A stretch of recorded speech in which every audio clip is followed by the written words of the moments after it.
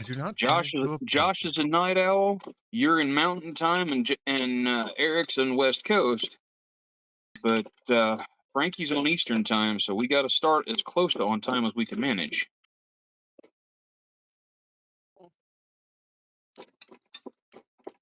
All right, Eric, you said you volunteered for a recap, right? Yeah, I'll give it a shot.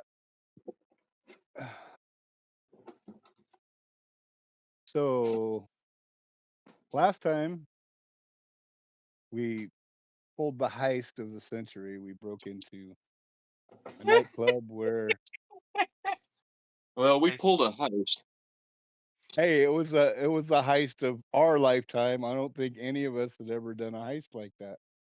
So That's fair. anyway, so yeah, so shut the fuck up. No, I've tried a heist before.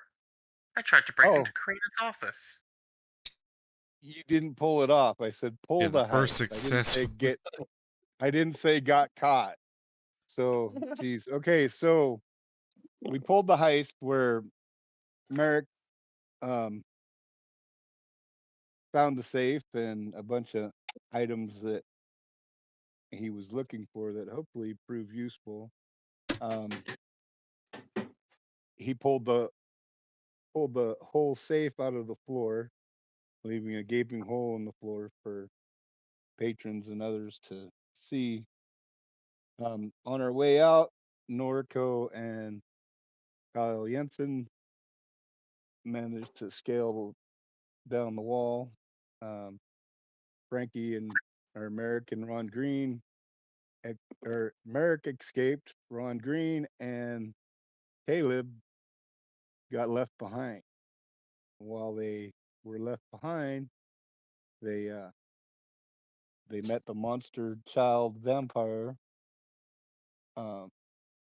We also met the werewolf where we were confronted and threatened. All we ever get is threatened around I think here. we were So. threatened. I think he said, deal with your shit, or we'll start dealing with every vampire.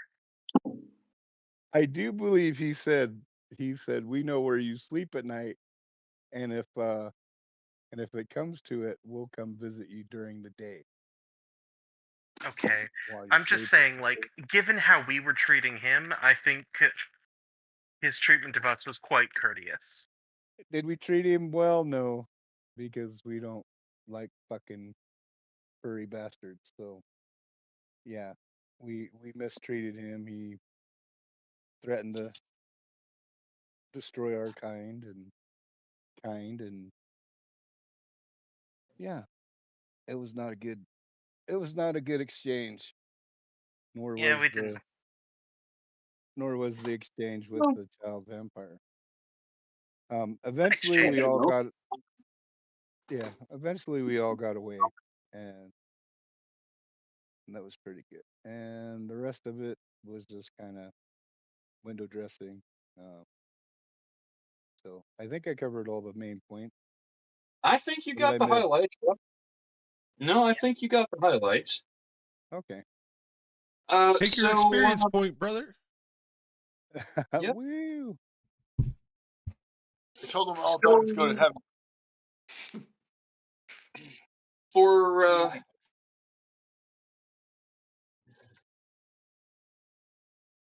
the folks at home, Merrick got industrious. After he got the safe home, he set about working on it and got it open. And inside the safe, he discovered a few interesting things. Not only did he find a not inconsiderable quantity of cash money, he also discovered a journal that appears to be written not only in a foreign alphabet, but also apparently in some kind of code, but also what appears to be a ledger in the same code. So, at the moment, when last we left our intrepid heroes, Merrick was trying to figure out who he knew that might be able to decode it. Yeah, I mean, I think you said that we weren't gonna have much time left before sunrise, so are we assuming we're next at night, or how are we gonna do Yep, the journey? we are rolling forward into the next night. That is correct. Taxman, did you come home? I think probably eventually after he checked Amanda's car and found its memory wiped. Indeed. Okay. Well, upon waking, I will look at Taxman and be like, "Hey, you're like good with like letters and stuff, right? You've read a lot, Professor? Yes, I'm proficient in 4 languages, 3 of which are still spoken. Well, do you recognize this one?" And I'm gonna hand him over the book. Okay. That Ca- is. Caleb has a look at the book. What languages does Caleb speak? Um, English, Phoenician, French, and Mandarin Chinese. Yeah, no, it's not any of those. Um, let's Is it go a ahead and get. recognizable alphabet to him, though? Yes, yes, it is. It is actually a. It is actually a. It's fairly mostly standard English alphabet, English characters. The noteworthy difference, though, is that the handwriting is extremely old-fashioned, which is actually the problem because it is such an old style that it looks like a different language, at least on paper. Oh, it's cursive.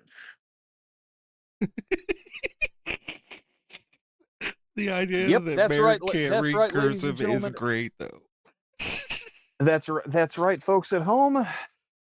Our The good millennial. friend Josh just made an old person joke.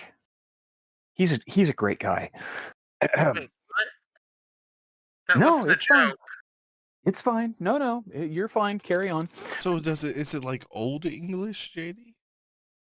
Um, These and thous and it's Like not These and even quite. those older are than not that. Old English. Like I'm talking Yeah. pure Anglo. Yeah. No, it's not. It's not quite that old. Looking at the style, Caleb, you are able to say that this would probably be an example of the style of characters used in Middle English. So, say 1200 to say or 1500. Uh, Oh. the modern shapes and You curves went for the robot. uh, dog. fine Robo now. Dave. Fine Okay, now. you can hear me now. Yes, Yeah. sir. Okay, that's crazy. All right, so the more modern characters that Merrick is accustomed to were became the style basically along around 1550 or thereabouts. Yeah. Um, Contemporary with the Shakespeare, roughly. Yeah, roughly. The this alphabet is very similar in most respects, but a few of the characters just look a little odd. But considering uh, these objects were found in Booth's safe, it is safe to assume that Booth did not write these. Yeah. No, I was about to say Booth's only what, 100 or so? He's Oh, 40s. 60? Yeah. Oh, fascinating. leave enough for mom to take some to work, and because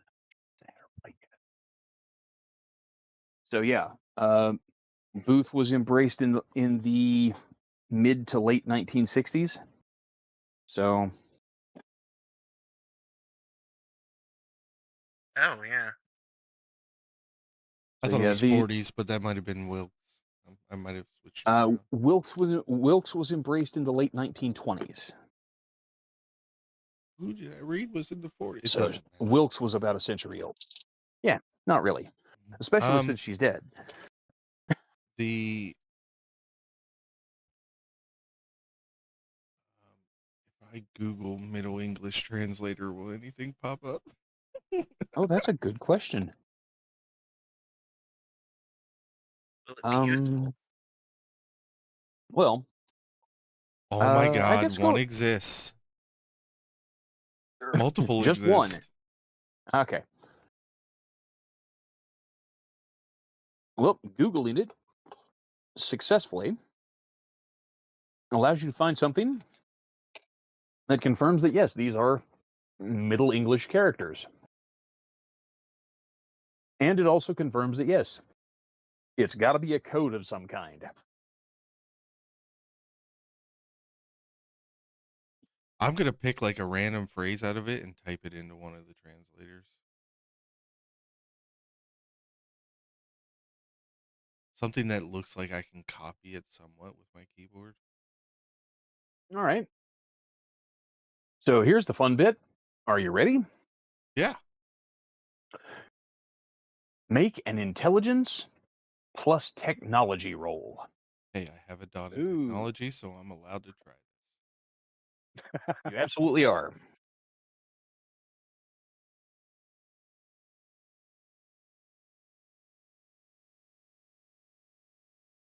One success. You know, one success is enough to operate Google. You successfully type the characters into the search bar along with the command translate.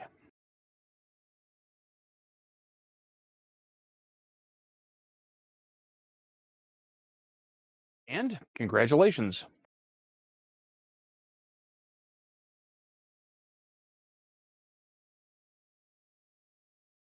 The phrase in question translates directly from Hungarian. Hungarian. And translates to mean the city's elders are in an uproar. Ooh, this is a book of tea, Caleb. We got the tea. I don't think we should be reading this. What?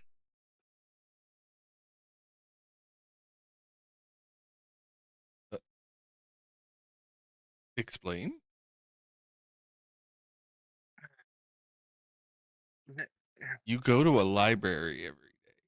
You're telling me you don't want to read a book? That's not what I meant. Okay.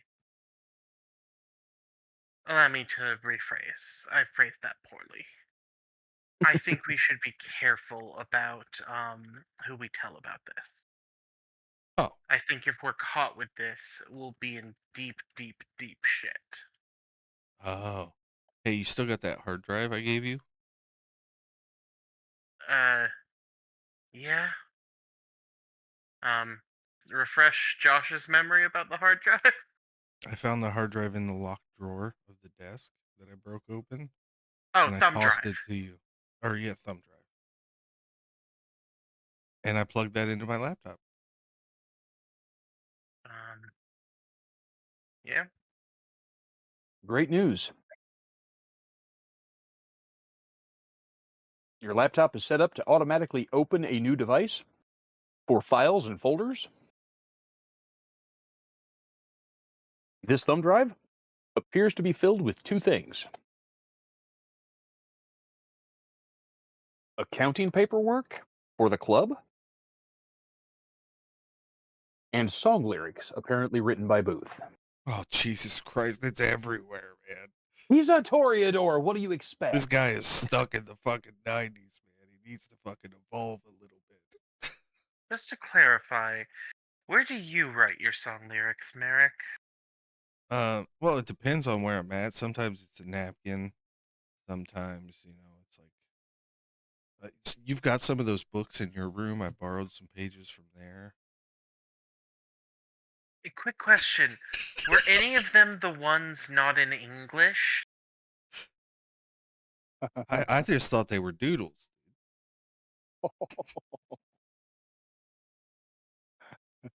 Josh, make a self-control roll. Yep. Yes.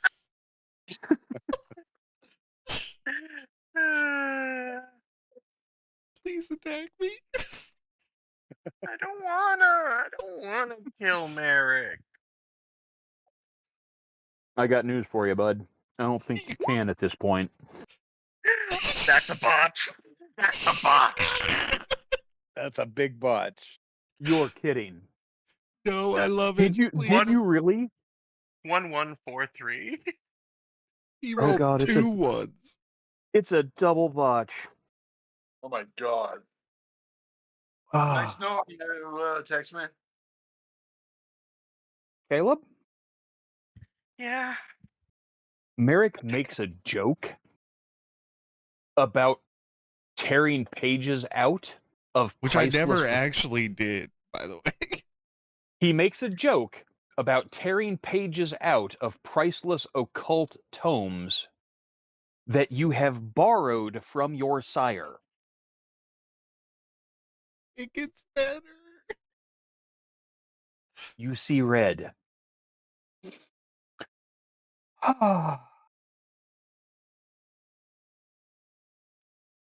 Please make a strength plus broad.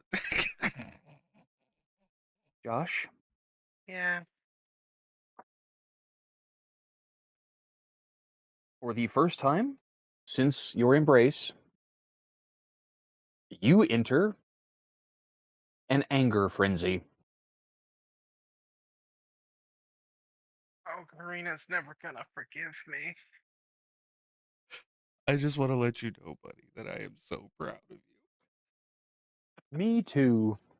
Captain Facepalm strikes again. The botch comes at just the right moment. Are you kidding me? I'm so glad. Like, to drop the kayfabe for a moment, this is fucking awesome.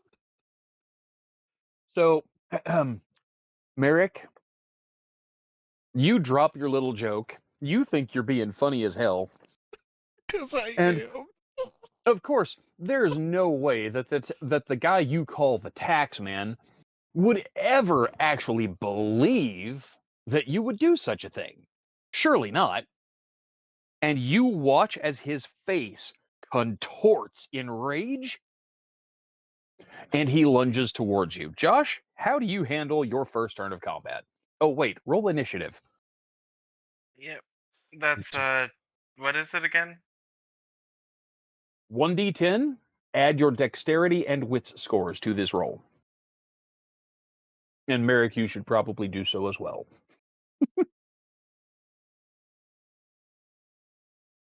I can't attack the smart way, can I? No, you dexterity cannot. and what? Dexterity and wits? Dexterity plus wits plus the result of 1d10. You only roll in one die.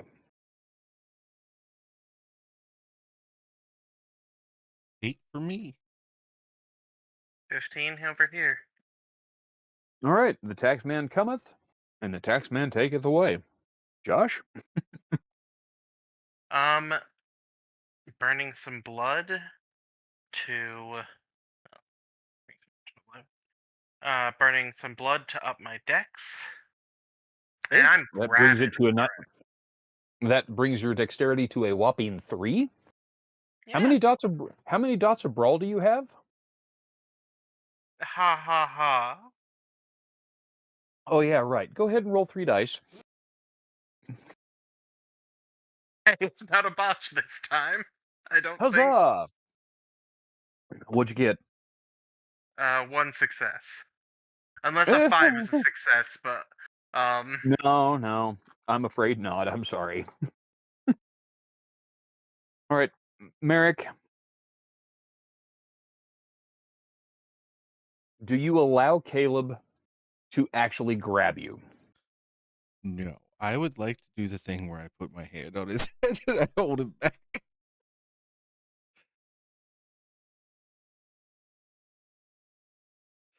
Really?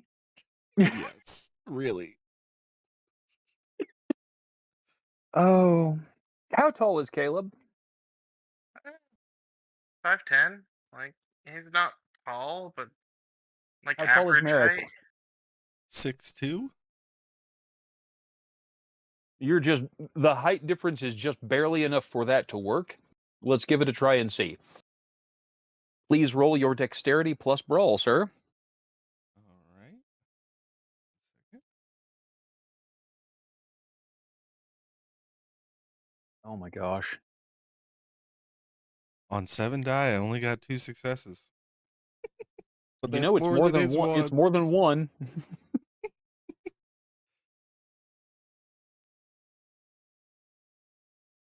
All right, so you are able to keep him from getting any closer to you. You have got him at arm's length.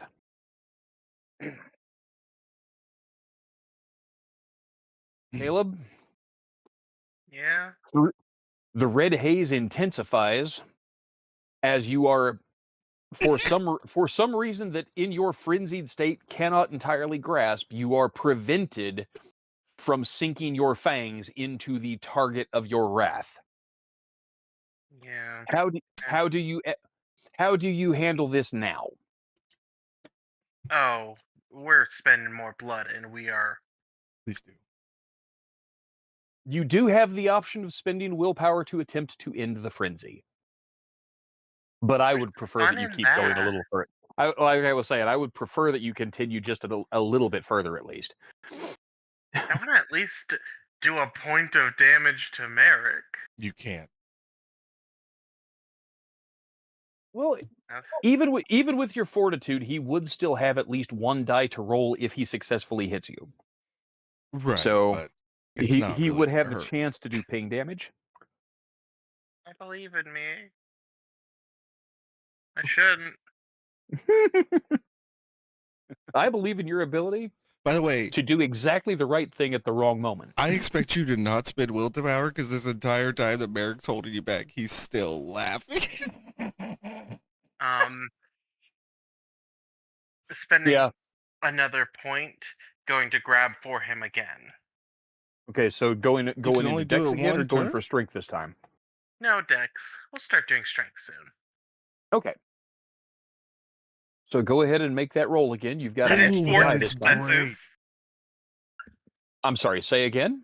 That is 4 successes. I see it Hell coming, though. yeah. I would like to dodge. You absolutely can. And That that's is going Dex and Brawl again? dexterity athletics. To Dexterity, do- athletics. Okay, so 2 less. yeah, you dodging means you're going to take your hand off of his forehead and move out of the way. Go big or go home. This is where you roll. This is where you add the willpower point for the auto success to do something extraordinarily fun. Yeah, I'm going to because I matched him, so I'm going to spend a willpower to beat him.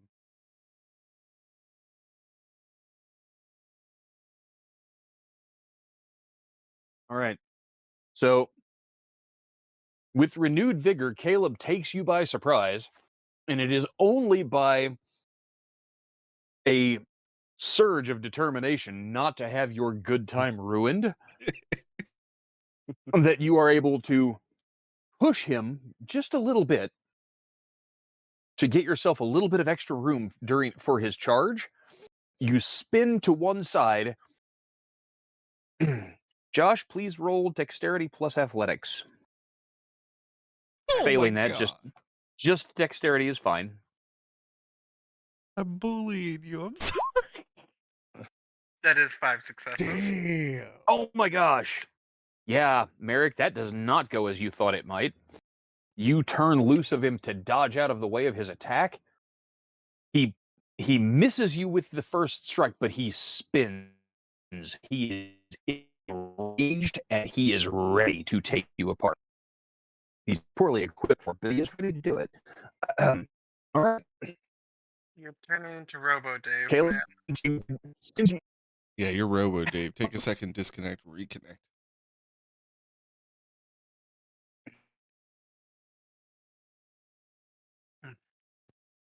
God damn, my dice are on fire right now. Still Robo Dave. Yeah.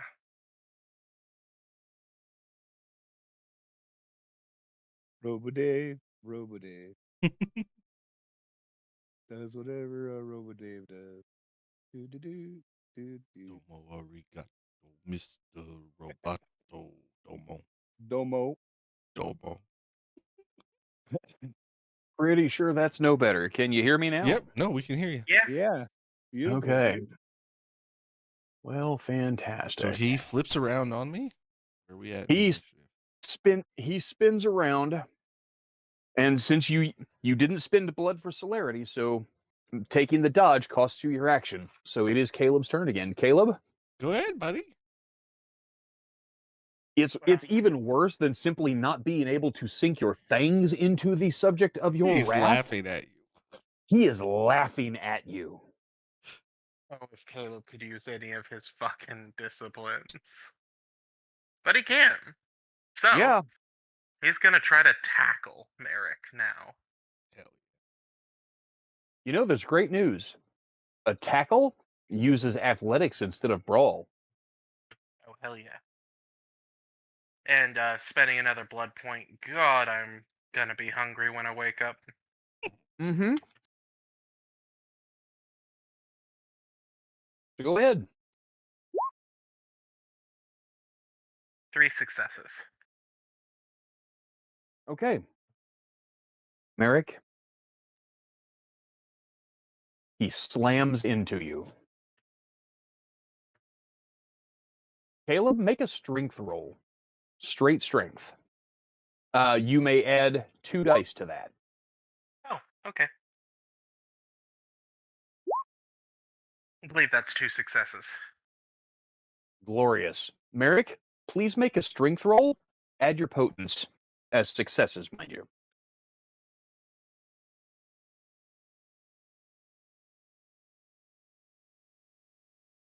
So 5 successes.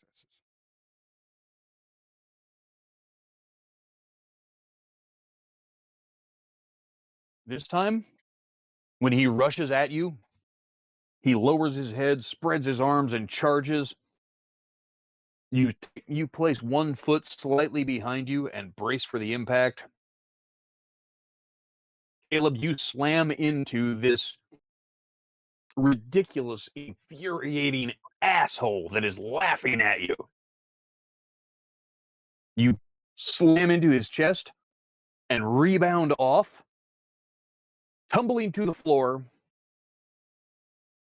and knocking these unknown quantities, the journal and the ledger, off of the table into the floor with you.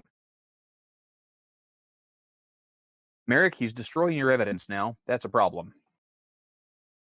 Yeah, I'm going to spend a blood point on celerity.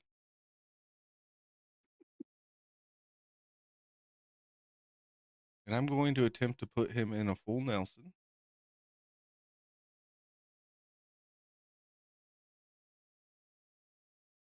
Like, we're on the ground, right? He took me down. No. You stood there and took it and he bounced off. Okay, yeah. I'm going to try to grab him, put him in a full Nelson, wrap my legs around him, and just fall back, and I'm just going to hold him in place. That's pretty funny, honestly. It really is. I never stop laughing, by the way. Yeah. What is this? An episode of How Not to Get Your Friend Out of Frenzy? Something like that. This is going to send him into more of a fucking frenzy. Honestly, Frustrating.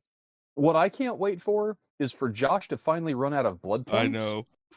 Come out of the anger frenzy And go into a hunger frenzy. and go into a hunger frenzy.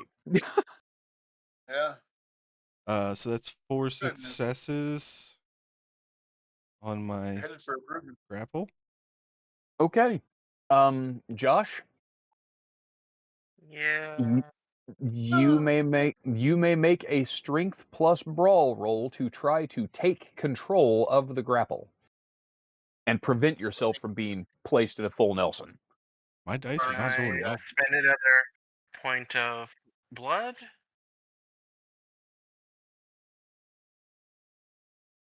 Hello? Yeah, go ahead. Yeah, we hear you. Okay. That's 2 successes, which I don't believe is enough. It's not. It's not. Um, so despite your thrashing, snarling, gnashing of teeth, how many blood points do you have left currently in your blood pool, sir? I have 8.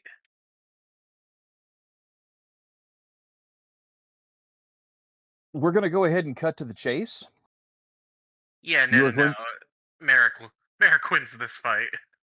Well, I mean, there are possibilities. You might surprise Well, him. I was gonna say that my next turn was I was gonna stop laughing and say, "Taxman, calm down. It was a joke," and he can make the roll. All right. So, And I'll Josh, go roll ahead. charisma if you want me to. No, it's all right. Josh, go ahead and mark off a willpower point with Merrick holding you immobile on the floor. He has his legs wrapped around your lower body to keep you from kicking. He has one arm under your chin and one clutching the top of your head to keep you from biting.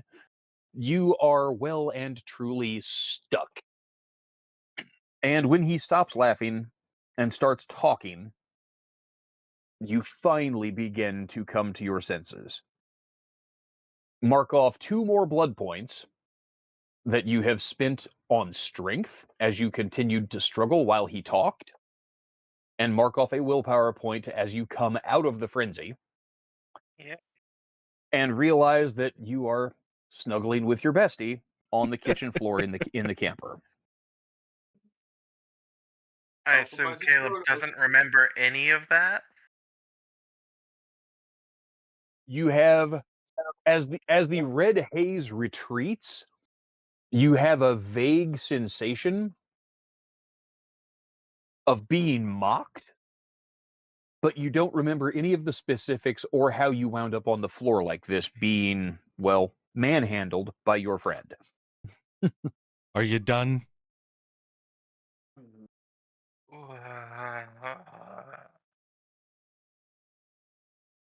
I'll take that as a yes, and I'll let you go. What? I'll pick up the book and I'll pick I up the just thumb tried to drive. eat you, didn't I? Oh yeah.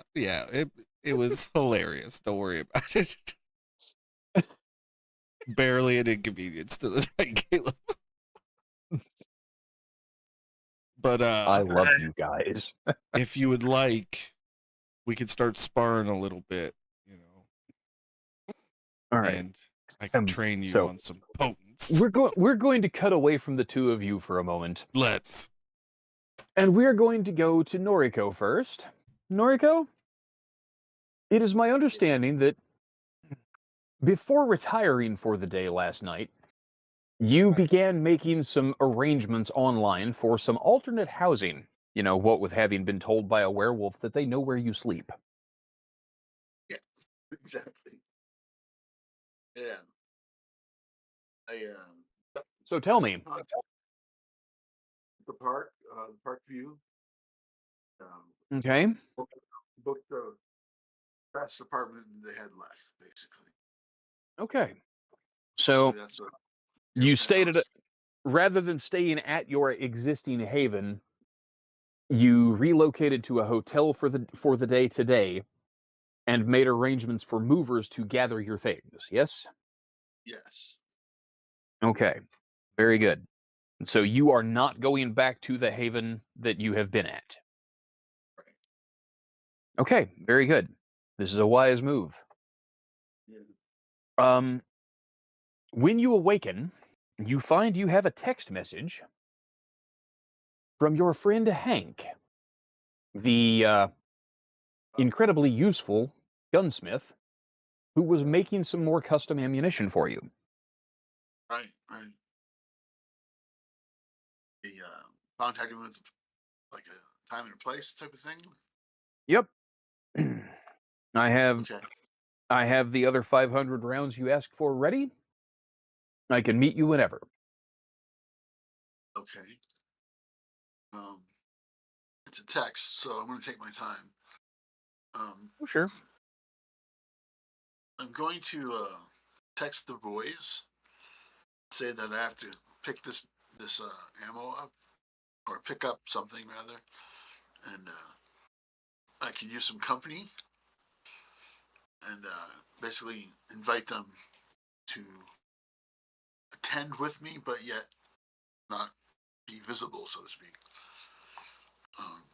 In case something goes down, or in case this guy got arrested last time and is now a cop informant. Those are all possibilities. So I want to make sure that I have backup when I go, and then I'll text back the time and place is good. Okay. Hear back from everybody, or when I hear back from everybody. All right. And I'll take off on the bike to meet him. That's where we're headed. Okay. Oh, so Very you're good. inviting all of us? Yeah. Did you Merrick, you're a tell little your busy. just You're between me and you, Will? Did you tell your contact you were bringing a bunch of people? Because No, see, I said that you would not be visible. You're going to wait in the oh, background. okay. Make sure I don't get ass kicked or pinched by cops. So, and I'll park the bike facing out. okay. Well, your meeting is going to be a little later in the evening, since you have invited the others to participate. You'll have Yeah. to get through to that point, but that's cool. Probably a wise move. I'm actually surprised you went by yourself the first time, considering you were carrying so much cash on you.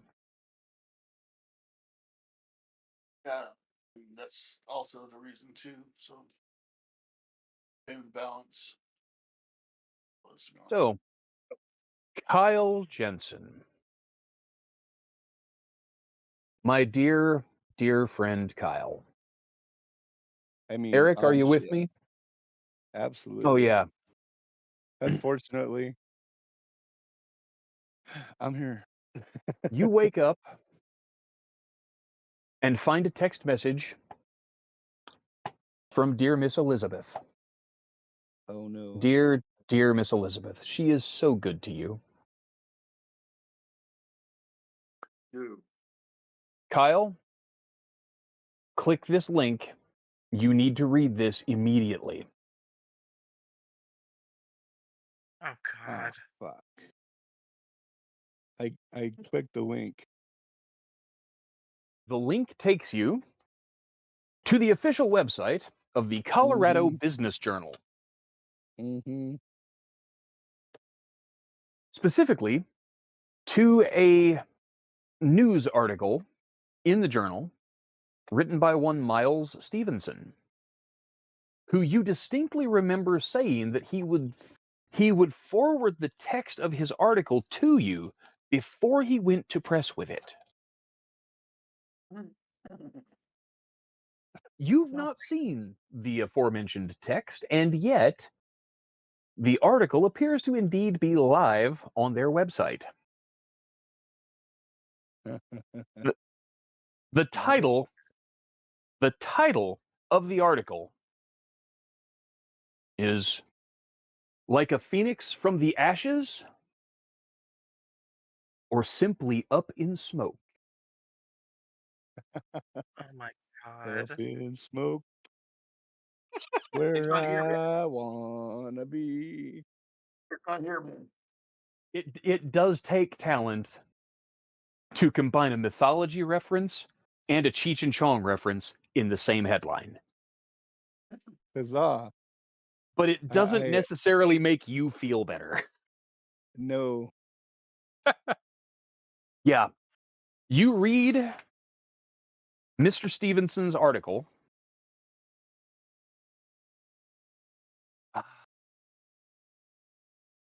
And I've got good news.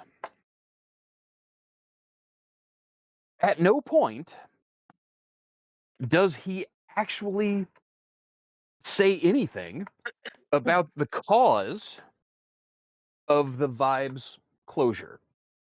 Simply that after an unfortunate accident, new local business, The Vibe, in Evergreen, Colorado, is now faced with an existential crisis.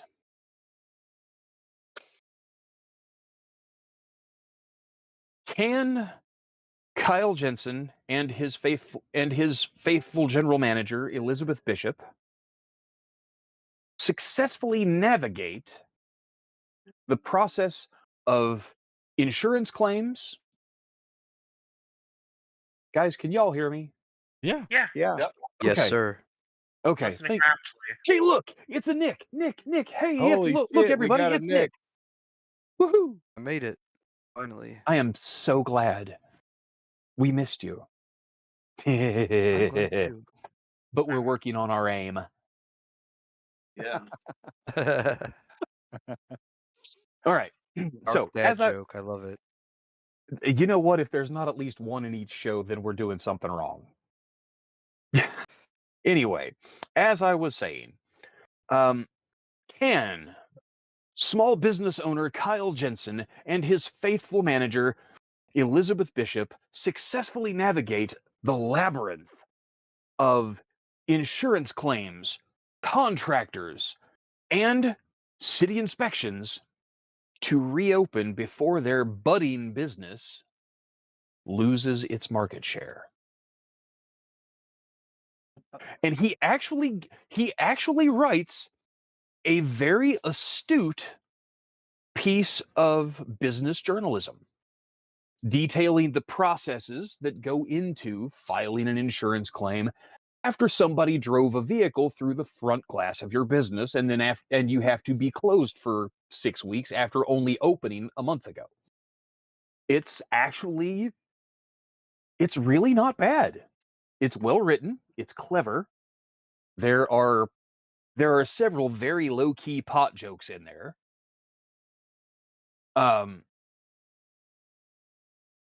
And at the end of it, you're not sure if you should be upset with him for not running it by you before he published it, or if you should be glad that it's such a positive article. Huh. I'm going to be glad that it's such a positive article. And then Uh-oh. I need you to make a die roll for me. Okay. I want you to roll perception plus academics. Aka what? I've Come on, actually I college got know, boy. right? You got this. I've got a dot, man. I know. I think That's only 3 three of us have gone motherfucking to successes. college. Maybe only 2. 3 successes. Oh, that's fantastic. Would you like to know why that's so good? Yes, sir, I would. It's great. You're going to love it. But I got to disconnect and reconnect, and I'll be right back. Hold that thought. You fucking suck. I make the role of a lifetime. I don't know. Probably not the role of a lifetime. It felt really good to get some successes though. You got 3 successes on 3 dice. I'm impressed. I mean, Yeah, You ought to be. yeah. It was but almost as good as that string of rolls I had right after that botch. yeah, which is, we're just going to chalk that up to Captain Facepalm and move forward. But yeah, Kyle,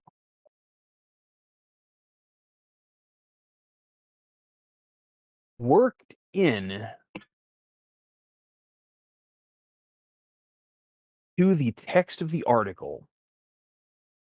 Because you read it once and you're like, hey man, that's really pretty good. So you read it again. And when you read through it this time,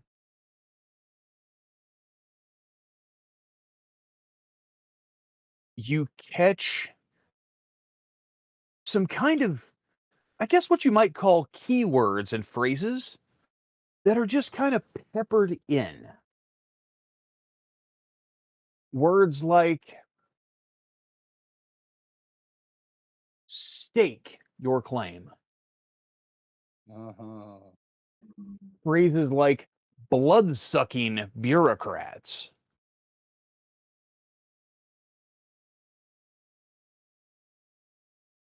And for you especially, with all of the, we're going to be nice and we're not going to call it paranoia, but it's really, really close in Kyle's case. It's Well, not Kyle paranoia seems The if to they're out be to a get bit paranoid Maybe anyway. it's arcane foresight. maybe that's it, Nick. Maybe that's exactly it. But whatever the case, Kyle, there has been something about Miles Stevenson that has had your hackles up the entire time you've known the man. Mm-hmm. And when you reread this article, you find probably a dozen different words and phrases scattered throughout this, if it were actually on the printed page, you'd be looking at probably a good solid 2-page article with a handful of pictures worked in here and there. But you're not sure but what these words and phrases don't represent some kind of code that seem, to your mind at least, to be pointing you out as a creature of the night. Yeah, I'm gonna send it to a couple of people. First, Who are you going to send it to? the smartest guy I know, our Yeah, he's professor. having a bad night. You'll have to forgive him if it takes him a minute to get back to you. That's okay. I don't I- know. I'm trying to And eat my then roommate. trying to eat your roommate. And then I'm gonna send it to Ron Green. And Okay. and especially Ron. I might even call Ron. I'm gonna Okay. call Ron, but I'm gonna send him the article too. Contacting Ron about this seems like a pretty good place to start. He is, after all, on the sheriff's payroll. Yep. And I don't mean the official county sheriff serving Denver, Colorado. Oh, I know what you mean. No. This one's much less corrupt. I don't know anything about Denver. I shouldn't be saying shit like this. No, you really shouldn't. That's going to get us in trouble, man. All right. So, uh, Caleb, you are attempting to piece back together the pages that you accidentally ripped out of this old ledger and the old journal that goes with it. You miss the buzz of your cell phone because you are tied up. Detective Green, you have been awake for perhaps half an hour. It is the next evening after the big heist at Casa Booth, and you are kind of getting your game face on, trying to figure out what the next move is now that you've actually encountered the tiny terror. Jesus. Sorry, workshopping the name. Sorry, it just didn't go over. I'm sorry. We'll think of something else. But this is kind of your process. You're getting yourself together to face the world when your phone rings. Kyle, take it away. Detective Green, this is Kyle. You, what's going on? Well, I sent you a. You should have it on your phone. I sent you the article from Miles Stevenson, and The journo? there's some weird shit about it, man. It Like, almost seems like a threat. I'll give you a minute to read the article if you want. how about I read it and give you a call back? Fast forward to that Oh, moment. Okay, I just read it. Um, I mean, I don't know if I would have noticed it had you not told me, but yeah. Excuse me, sorry about that. Yeah, there was quite a few references. blood Sorry about that, Kyle. I don't know sucking. why I sneezed because I'm undead. I should have never sneezed like that. My humanity snuck up on me. Um, Oh my god. I know, horrifying, You know, horrifying. there's nothing worse than having humanity sneak up on you. I mean, Oh, though jeez. how 7 billion of them manage it, I'm not sure, but I think how there's you 8 miss of them that kind of now. approach? Sorry, carry on.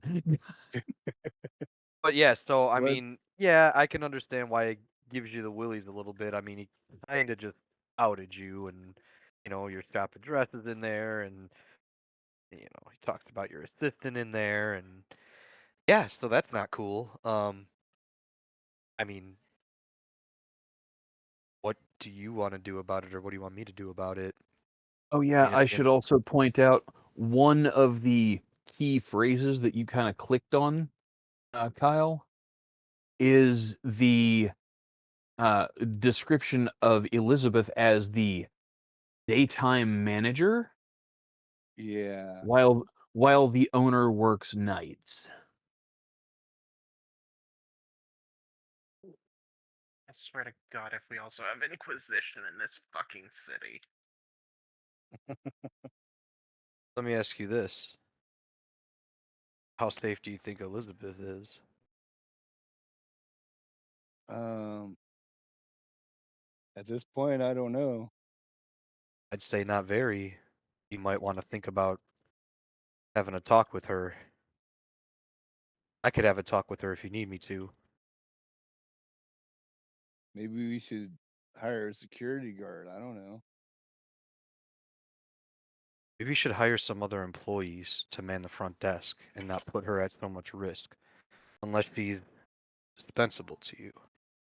I don't know the nature of your relationship, but it seems to me that she wouldn't be dispensable. She seems rather indispensable, in my opinion. Yeah, she is. So maybe get her, more behind the scenes. Is there a way she could work from home or something, or? And then after that, how do you feel about hanging out at the shop? I'd almost say it might be a good idea for you to be there sometimes, but maybe not necessarily at the counter. Maybe there just in case something happens.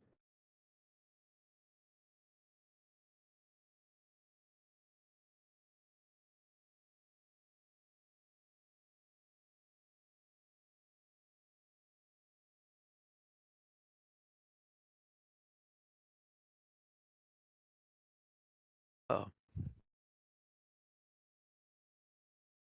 did I lose you guys? No, okay, you're still there. Nope, we're here. I'm just I'm just wondering, what does Kyle think about that? What does Kyle think about being at the shop? Oh, it looks like Eric's typing. Maybe he lost his mic or something.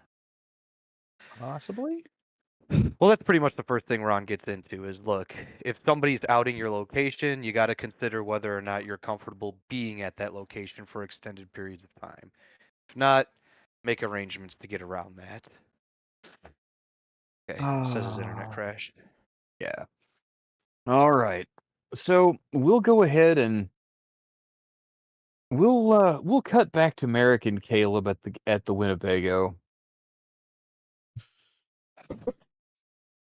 Hmm. You missed it, by the So, way, Nick. huh? I was Oh letting yeah, Nick I'll have know to he yeah. watch missed the it. replay.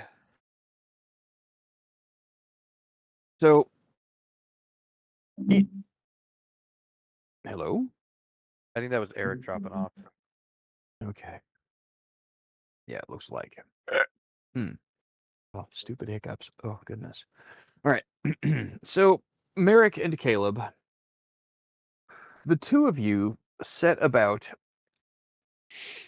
taping together the pages that Caleb accidentally ripped out of these books. The good news is the pages are numbered, and the better news is the two books have distinctly different page sizes, so there's no chance of mixing up which book a page goes in. The bad news is you run all the way out of Scotch tape fulfilling this project, and at the end of it, neither of you reads Hungarian. So getting this translated and finding out what you actually have may take a little bit of work. What? I mean, Yes, that is exactly right, Nick. Thank you. Um, I mean, Caleb could probably get it translated tomorrow. oh, 100%. If the person you take it to get it translated isn't busy with something more important. Well, yeah. And if you But he, trust the person that you could take it to get it translated, to translate it and tell you accurately what's on the page. well, of course we do. And if you trust the person that you know could translate it, not to blow the whistle that you have it, because that by itself could also cause problems. But, we're borrowing trouble at this point because nothing's happened yet. The voices of anxiety are strong in your mind after this little event this evening, sir. Yeah. Understandably. Yeah, yeah. So Your while confidence in the iron will that you live your life uh, hidden behind is somewhat shaken.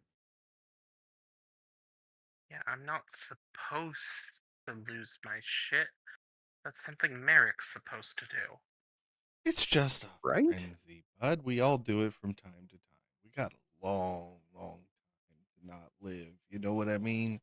Did you really think that you'd go forever?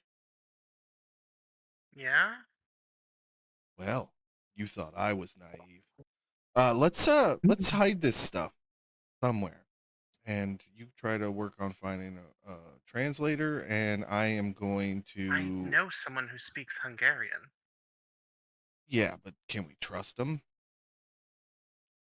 I trust Karina with my life. Oh nope, not happening. Not on my fucking life or unlife. I love you guys. What do you have against my sire? Nobody. What has she ever actually done to you to earn this deep distrust you have towards her?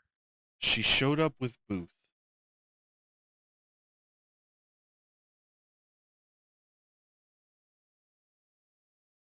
You know, maybe you have a point there. She might not have. Oh god, she might be friends with Booth. Said some, but she might. Fuck, for all we know, she might know who wrote this.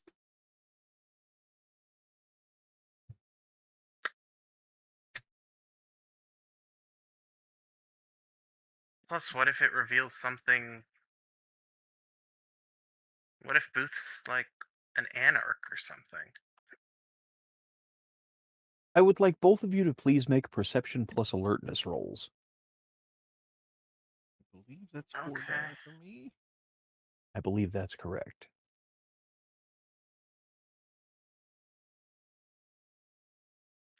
Any chance I can argue that I'd be using Auspix to examine shit? Nope, not a Yeah. chance. Can't blame me for trying. 3 Nope, successes. can't blame you for trying. 3 for Merrick. How many for Caleb? 4. What are you complaining about? Good lord. Only 4 successes. All right. Um, great news. You both hear a car engine outside, and the car door, just one. So neither of you are surprised when there is a knock at the door. In the intervening time between the car engine approaching the camper and stopping outside, and the knock at the door, what, if anything, do you do to prepare for the possibility of company? Oh, the journal gets shoved under like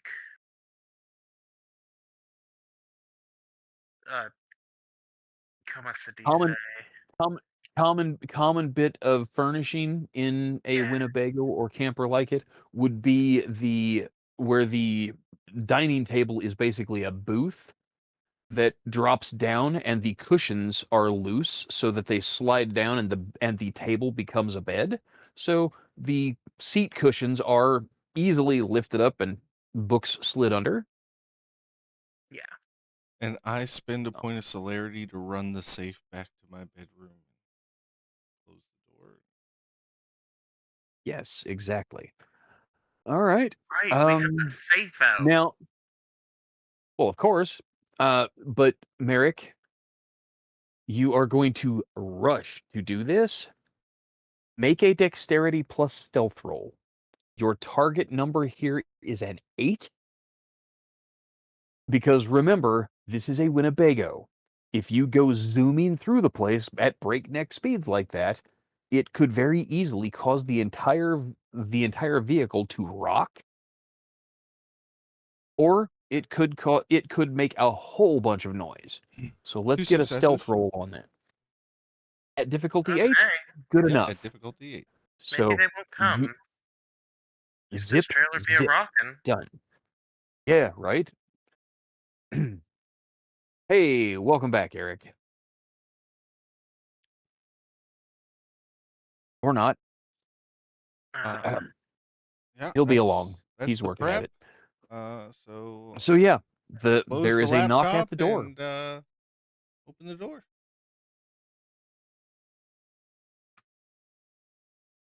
Booth is standing outside your Winnebago.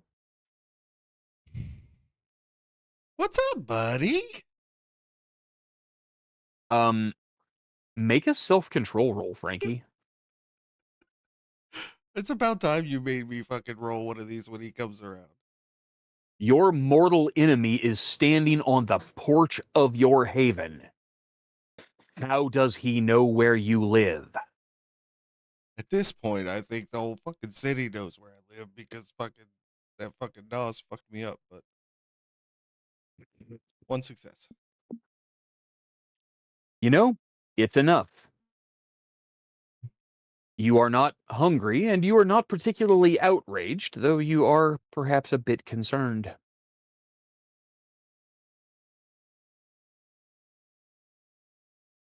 You open the door, and you are standing in the doorway and say, "What's up, buddy?" His eyes are wide and, well, seems like he is kind of on the edge of panic, possibly even on the edge of frenzy himself. And he looks at you and he says, "Please, in the name of all that's holy, Merrick, where is it?" Where's what? "Oh, come on, asshole, the safe from my office. My entire staff saw you go in there last night.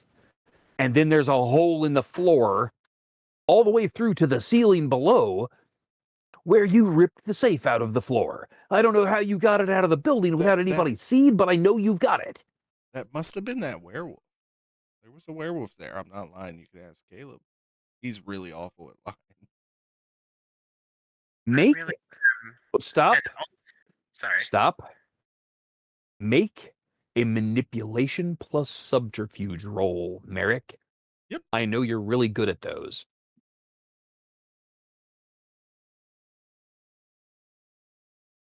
Can I boost this with witty? No, I can't. That's charisma. Two successes. Very impressive. Josh, Yeah. roll 5 dice for me. Target number is 8. Oh, good. Oh, good. I think I know what this is. Oh, good.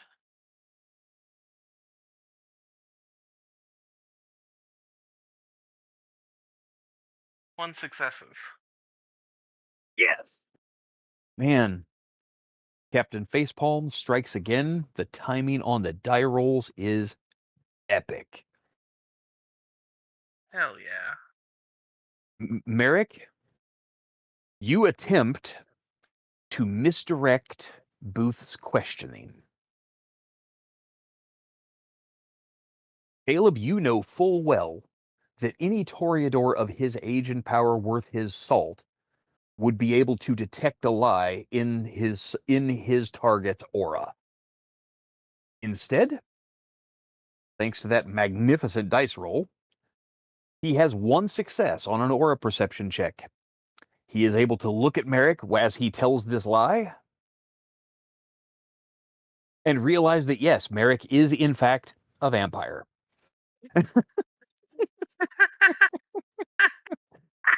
Same thing happened to you last week, so Oh yeah, no, I'm aware. Turnabout's fair oh, yeah, play, as they say. turnabout is fair play. Well done. Yeah, you say, man, it could have been that werewolf that was in there. His eyes widen, and he actually lunges forward and grabs you by the shirt, and he says, "Oh my God, are you serious? There was a werewolf in my club?" Yeah, and a little Yes. vampire kid. You Um, got a real weird clientele, my friend. I'm sorry, there and a what? His voice is high and squeaky. A kindred about 3'2", looking about 12 years old, but yeah.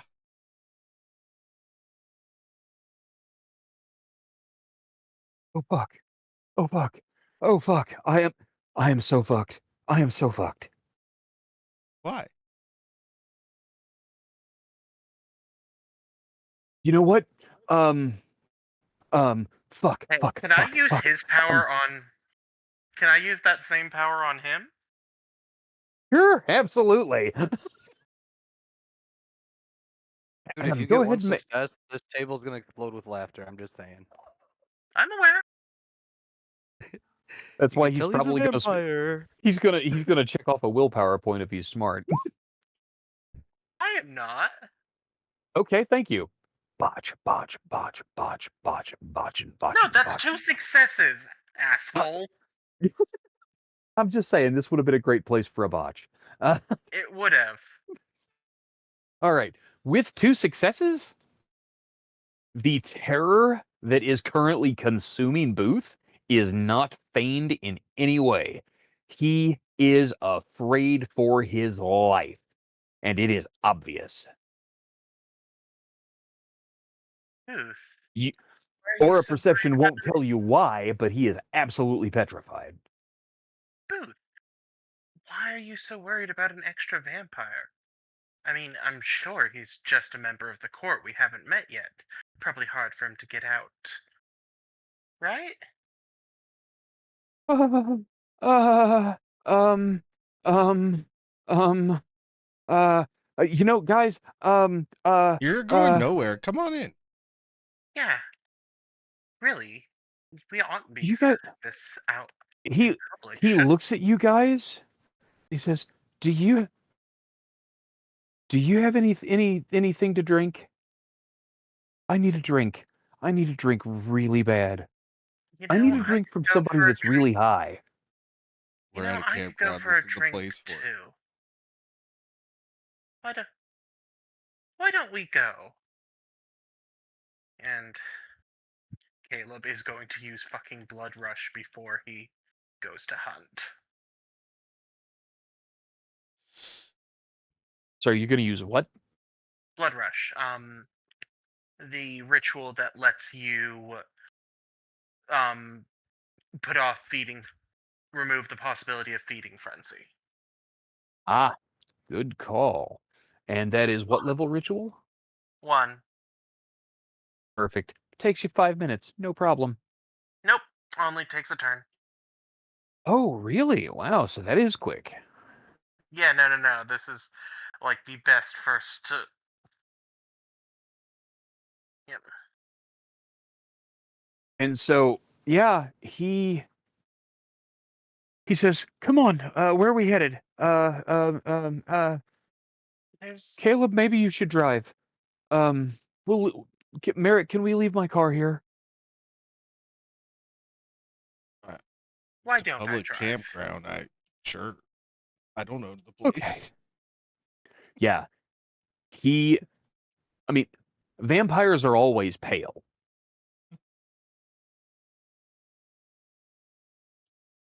But if it were possible, you would say that all of the blood has just drained out of this guy. He is chalk white and terrified.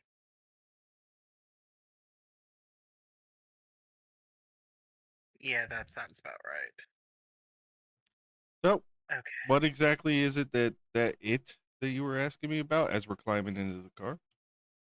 Where is what? He said his safe. Yeah. Oh, Yeah, he mentioned the safe specifically, so so what's in your safe, Booth? I would guess money. I well, honestly, the money's nothing. The money's I mean, it's operating slush money for the bar. It's nothing. The I but oh God, I had, and then his eyes get wide again, and his face actually kind of flushes. You've still got aura perception up, and you watch as just at the edges of his aura, the terror kind of recedes just a little bit, and it is replaced by rage. Um, Oh my God. My thumb drive was in that safe too. Fuck! Those um, bastards! what was on it? Is the masquerade about to be compromised? Do we need to go to the prince right now? Oh, the sorry. No. Wait. the the th- yeah, he takes several deep, calming breaths. I mean, literally, he's sitting is he in the front seat with Caleb, or is he in the back seat behind the two of you? Yeah, no, I'm sat Oh, behind him. he's in the back Okay. seat. Oh, No, nope. I Okay. Okay. Yeah, Merrick's in the back seat to keep an eye on him. Sure, Uh, absolutely. Um, yeah, but he takes a couple of deep, calming breaths, which physiologically do absolutely nothing for a vampire, but it's the thought that counts. Um, and he finally tools off just a little bit. It's like, the thumb drive isn't really a problem for anybody but me. It's just got probably 150 original songs that I've written and composed, and I was I was working on an album, but that's not the oh, issue. That's a real bummer, man. But what's got you sweating like you're mortal again? Will you just cut to the fucking chase? And he turns around and looks over the back of the seat and meets your eyes, and he says, "6 months ago, Constantine broke into the prince's haven and stole his private journal." Oh, uh huh. and he And continued. I had paid him to do so. Ah, Last night, the questioning about Constantine brought all of this to the surface in my mind while the prince was using his telepathic powers. And I have been ordered to return his stolen property immediately. I mean, kind of seems like you got off easy. I'm pretty sure any of us pull something like that, we get to greet the dawn. Well, there's the little matter of some absolute nepotism going on because, well, his favorite Yep. child just turned to ash just a few days ago. Uh, and oh, Yeah, we found the I remains. I think I'm gonna be What? sick. Wait a second. Wait a second. What would possess you to steal the prince and your grandsire? Is that what we call them? Yeah, because it's kind of complicated, but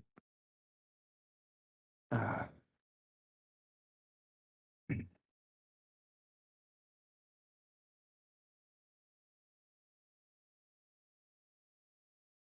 Are you an anarch booth?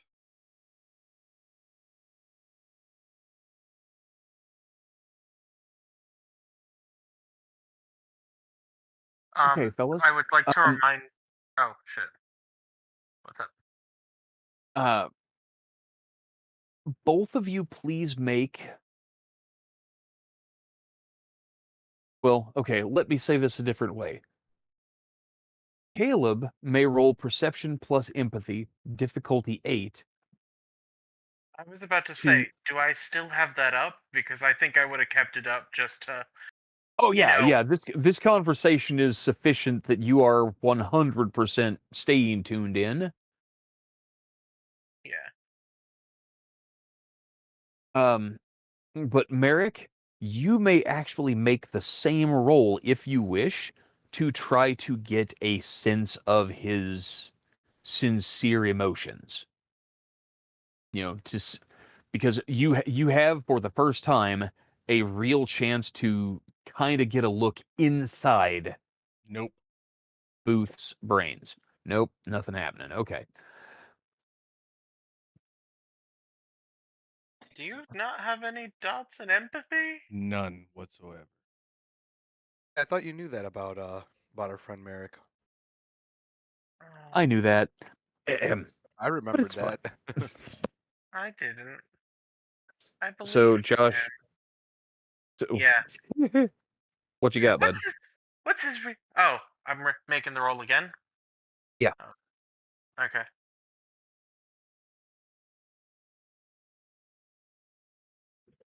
Two again. Okay.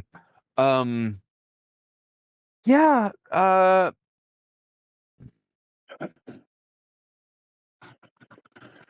strangely enough, the terror has receded, as has the rage. And when you ask point blank, are you an anarch? Both of those other emotions fade almost completely out of his aura to be replaced by embarrassment. Oh my god. My sire was Ramon.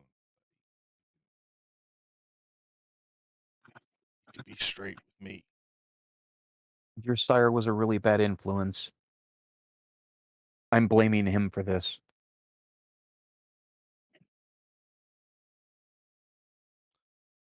Oh my god, you are. Not only is he, but so was Ramon. And if you were with Karina, does that mean she was as Yeah, yeah, well? she. Well, and he again turns and looks you in the eye, Merrick, and he says, "Well, um, we, the three of us, had kind of been, well, we've been talking for several years, but it's all been talk, you know? And then there was the question of embracing you, and, well, Ramon beat me to it, and so we had some bad blood about that, and of course, you have had a lot of bad blood pointed at me for something that my grandsire turns out orchestrated, which No, I no, no, did no. not know. I hated you before I was. You undercut me on fucking every show. You always ended up beating us in battle of the bands. And here I come to find out it's not even because you're fucking good. It's because you were just using your fucking manipulation. And he looks at you and he seems confused for a minute. And then he looks at you and he asks, Merrick, what kind of vampire would I be if I let some jumped up mortal beat me at what I'm supposed to be best at? Come on, use your head. And for the record, I didn't have to use my powers most of the time, just my bankroll. Thank you. Um, the battle of the bands is all about the audience participation and paying off the sound guy to make sure that your set sounds like crap in the house was like the easiest thing in town. Um, Each one of these lines I'm rolling a self-control roll for, by the way. I know, right? Go ahead. No, I've When rolled you botch, three. when you botch, let me know. I've rolled three now because each sentence I was like, nope, that would piss me off. Nope, that would piss me off. Nope, that would piss me off. But I have managed to get fucking 2 successes, 1 success, 2 success. Yeah. Zen Master Merrick. I'm Honestly, at this rate, Frankie, I am going to insist that you spend experience points to increase your self-control. You honestly better knock it off with the rolls that I haven't called for, or I'm going to make you spend experience to increase it. then I should have just outright attacked him. Maybe not in a moving vehicle, but probably. Anyway, but the three of you are driving into town to get a bite to eat and to continue kind of working through some things. Let's go ahead and cut back. Eric, are you back with us? Yeah, I'm on my phone though, so You're fine. So Kyle and Detective Green, the two of you have already talked about the whole Miles Stevenson situation. And you have just hung up the phone with each other when you each receive a text message from Noriko. Um, she, well, as Will said, Noriko has explained that she has a meeting that she wants to go to and she needs some backup for it, but it needs to be done discreetly, stay out of sight kind of thing. Um, you oh yeah, guys I'm good each at that. you guys each get this invitation from her. Are you available to help me out later tonight? I will text her back. Yes. Okay. And Detective Green, what about you? He looks at the text message for a couple minutes. I'm gonna think about it, and after about 5 minutes, he texts back, "Yeah, let me know where to meet." Okay.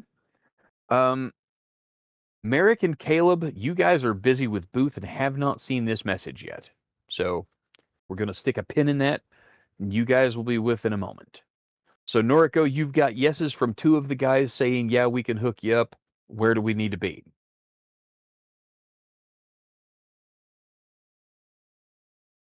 Will?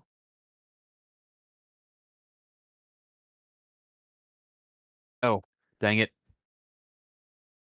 All right. Will is AFK and I did not notice. I apologize.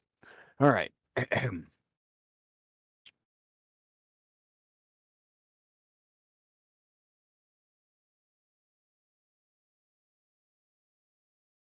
And then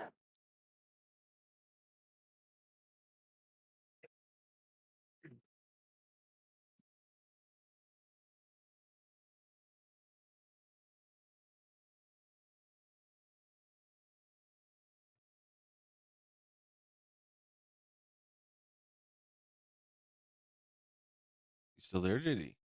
Yep. Sorry. Um, Kyle, your phone rings. Hello? Hello? It is an unfamiliar number.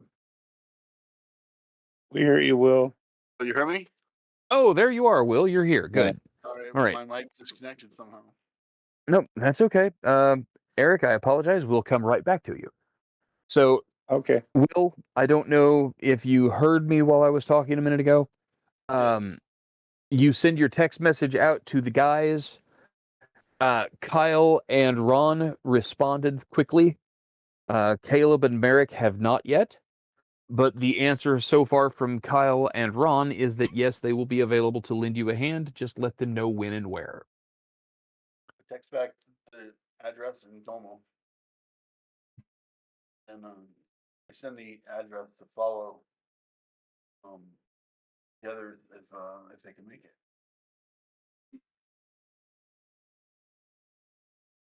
Sorry about that. I tried to No, turn off you're all notifications. Oh, I did, but so yeah, I just shoot off those texts, and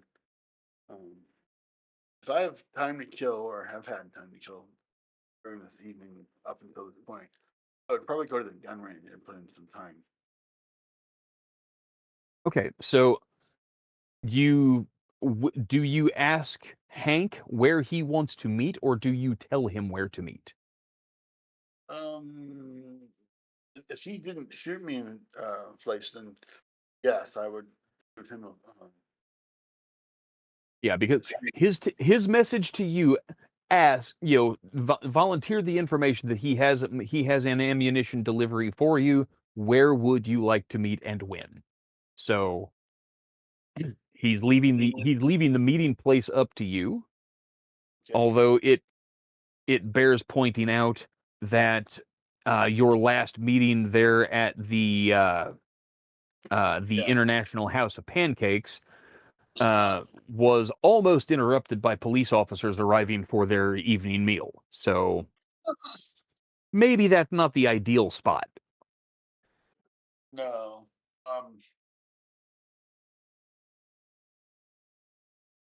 I don't know the city that well yet, Yeah. Okay.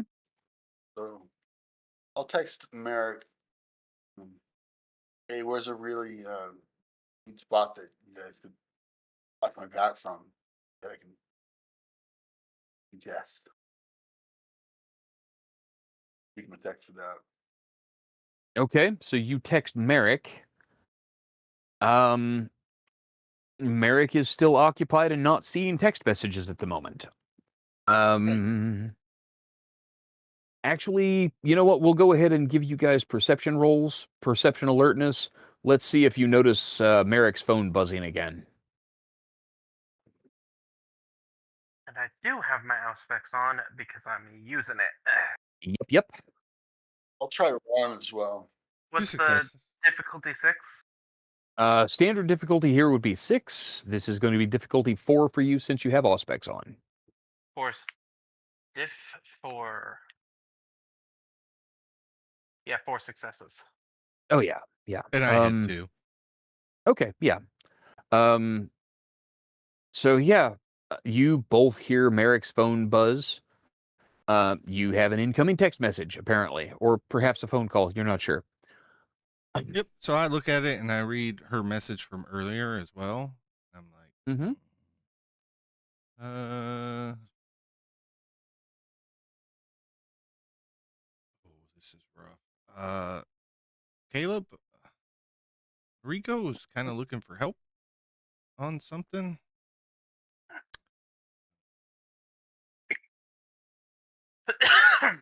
Oh. Well, she's a big girl, right? Yeah, I'll just text her, and I don't know. I don't know Denver personally as a player, but I do have 2 dots in local lore, so I'm sure I could tell her a place that would be Oh good for yeah, this yeah. kind of You are movement. 100% able to. You are able to recommend a place that would be a good, relatively public and yet relatively discreet place to do a meeting. parking garage for one of the hotels downtown. You know, It's where I buy guard at my the Coke. gate. Keep I'm sure you can buy a gun. Yes, absolutely. Fair enough. So yes, Noriko, Merrick answers you, provides you the location. Are you guys going to respond to helping out later? Kind of wrapped Caleb's up, in, but if it's an emergency, text yeah, 911. Caleb's Okay. inclined to say that this thing with Booth is more important. Yeah, I'm right there with you. We got a fount of knowledge right in front of us right now. And we've got the upper Yeah. hand because he doesn't know. And I don't know that we're ever going to be able to press this quite with the opportunity that we got to press it. Yeah, So I think that yeah, Merrick would think that this is way more pressing. it's a gun deal. She's a Toreador. She'll just charm anyone she needs to deal with. And if she gets Yeah. arrested, Ron will get her out. Yeah, if Ron and See, Kyle there are you go. in, it should All be right. good. But if something bad goes down, just text 911 real fast. We know where you're at. All right. So Noriko, you have your answer. You message Hank back with the time and place. He agrees. You message Ron and Kyle the time and place, and you're going to head to the gun range to get some practice in. Yes? Yeah, for whatever time I have to wait. Oh yeah. You've got probably 3 hours or so before the appointed time. So Okay. yeah, easily Got it. done. All right. But before before we got Will back on the line, I had just started to say something to Eric. Kyle, you are, working your cell phone. The silly thing has been buzzing like crazy. I mean, you wake up with a message from Liz, then you've got this thing from the magazine, you've got the phone call from to Ron, then you've got the phone call back from Ron, then you've got a text message from Noriko, and then your phone has been in your hand ever since you opened your eyes, and it's starting to kind of trip you out. Um, and then you're sitting here and you're finally okay. Noriko taken care of, got things settled with Ron. Don't know what to do about this other, but okay, we can breathe. And you put the phone down. You take your hand off of it, and it rings again. I will answer the phone. It actually startles you. I've been trying to get hold of you about your cards or about your car Cards warranty. extended Eh, warranty. Easy. I got in trouble last week because we were off topic. Sorry. If anybody's going to make a joke about who's on the phone, it's going to be me. Damn it, stealing my thunder! I swear. Darn you kids, get off my lawn. No. Uh, uh, Oh, my joke about cursive was too far. I answer the phone. uh, you answer the phone, Kyle. Who's this? Oh, Kyle. Okay, it is you. Yeah, man. This is Miles. Man, I am so sorry.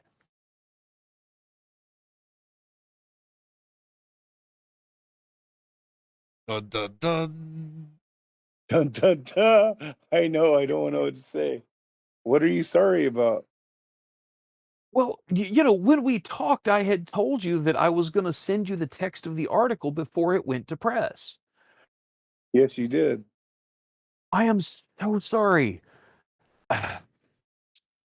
My editor got up my ass, and I had a deadline coming up. I thought I had an extra couple of days. I was going to send it to you, and instead, he wound up. If you could believe this crap, the bastard hacked my freaking workstation at the office, grabbed the text, edited it himself and put it up on the damn website today without me even realizing he had changed anything. Half that article's not even what I wrote. Really? I am Could you send so me? sorry. Could you send me the original? Oh, yeah, absolutely. Of course. Be happy to. I'd appreciate it. It wasn't Sure, a horrible absolutely. article. You liked it? It was okay? It wasn't bad. Ah, man, thank you so much. Again, I am so sorry. Here, you hear keys clicking behind you, over the phone, and your phone dings. You have an email. Okay, I'm gonna look at it while I'm talking to him.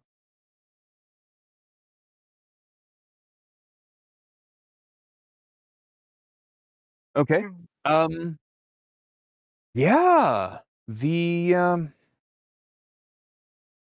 text of the article is very, very subtly different.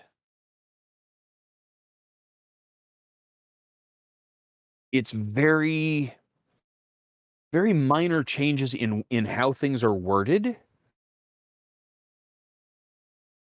Make a perception. Um, do you have doubts in expression or empathy? I don't know. I don't have my character sheet. I'm on the Shit. phone. Follow. Stand by. Let me take a look myself.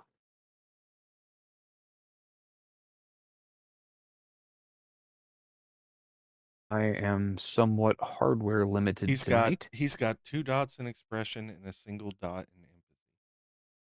Okay, so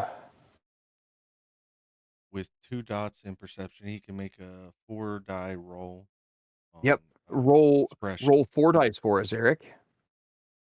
Okay, I can't. Somebody, Okay, I Frankie. gotcha. I gotcha. I gotcha. Nice. Very nice. 2 tens. Yeah, the contextual bits, the keywords, the phrases that stood out to you and really tripped your paranoia, all of them are missing from what he is purporting to be his version of the story. He's claiming, at least, that his editor made changes to the story without his knowledge.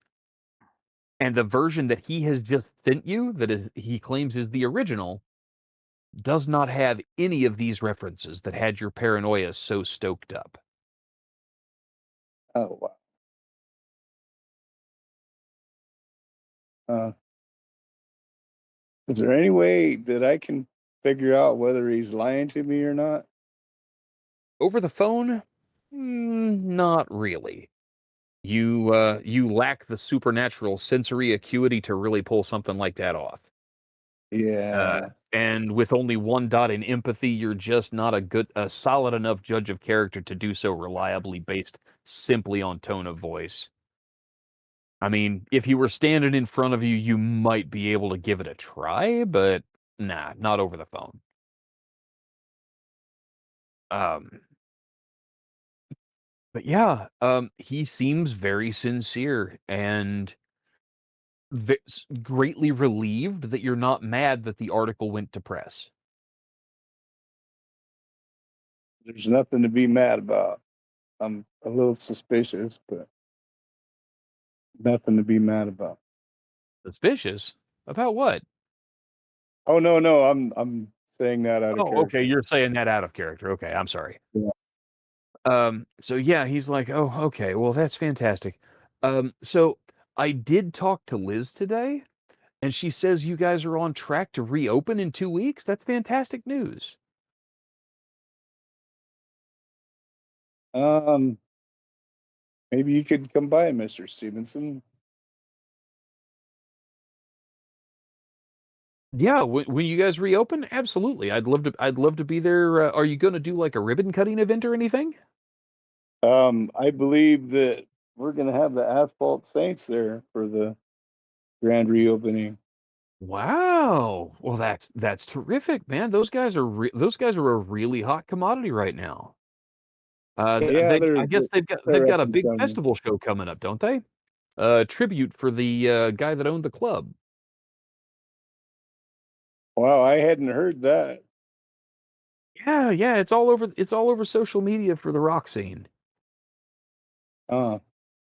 Maybe you should tag me in that. Yeah, yeah, absolutely. I'll send that to you. So, all right. Well, Kyle, you have a great night. Thanks. And he goes ahead and disengages and gets off the phone. What the fuck, JD? Oh my god. I just want to kill this guy. But I'm not that kind of vampire. Sure you are. You just haven't gotten mad enough yet. Exactly. Look, we've all tried to devour our roommate. Yeah, I Okay. haven't fought anybody in the coterie yet, so in the coterie. Oh Give it a minute. It's coming. Yeah, don't yeah. worry. All right. So, Merrick, Caleb, and Booth. Where do you go to take Booth to get a drink?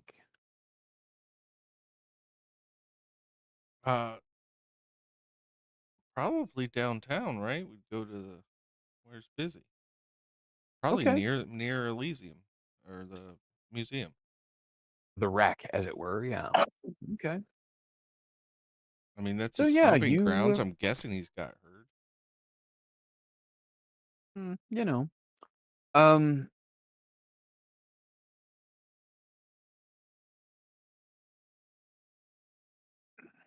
Does he direct us away from there? Like, nope, we ain't no, going no, there. he, he's very passive in terms of everything that's going on. This flood of revelation that has come out of him. He's really shaken up right now. I mean, werewolves in the club, the safe being stolen from his office, the trouble he's in with the prince.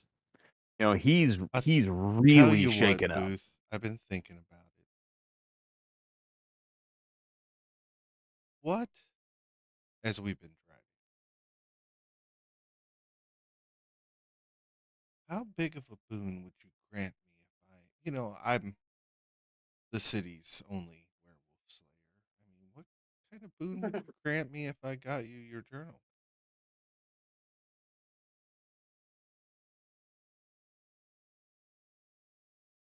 If you can get it back to me, if you can find this guy that took it and get it back to me before morning, I will literally owe you a life boon. I have to return it to Edward before sunrise tonight. Caleb, drop me off here. I'm gonna get started Uh, what, No, whatever you say. what you really need to do is to get out of sight of somebody who can use auspex on you. I understand. No, what I Yeah. want to do is I'll call up an Uber. I will go back. You don't even have to come back to me for this for a while. I'm gonna get an Okay. Uber. I'm gonna go to the Winnebago. I'm going to photograph every single page in this journal, upload them to my computer, upload them to his thumb drive, and then I'm gonna pocket his thumb drive, and I'm gonna wait a couple hours, rough up my clothes a little bit, splash some dirt on my face, and I'm gonna call him up and tell him I got it.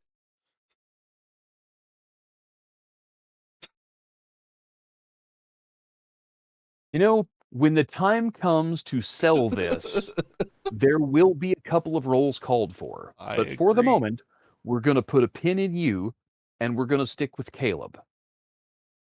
Yeah. Yeah, Hell yeah.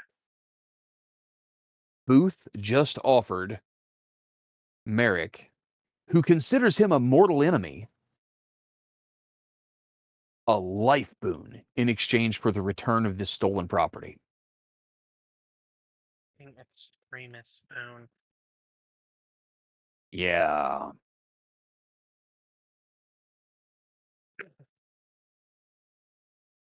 So you take Booth on down, and he actually has you pull in and invites you into his club.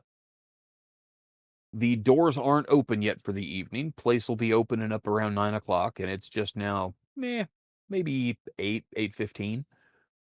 But he invites you to come inside and chill out. And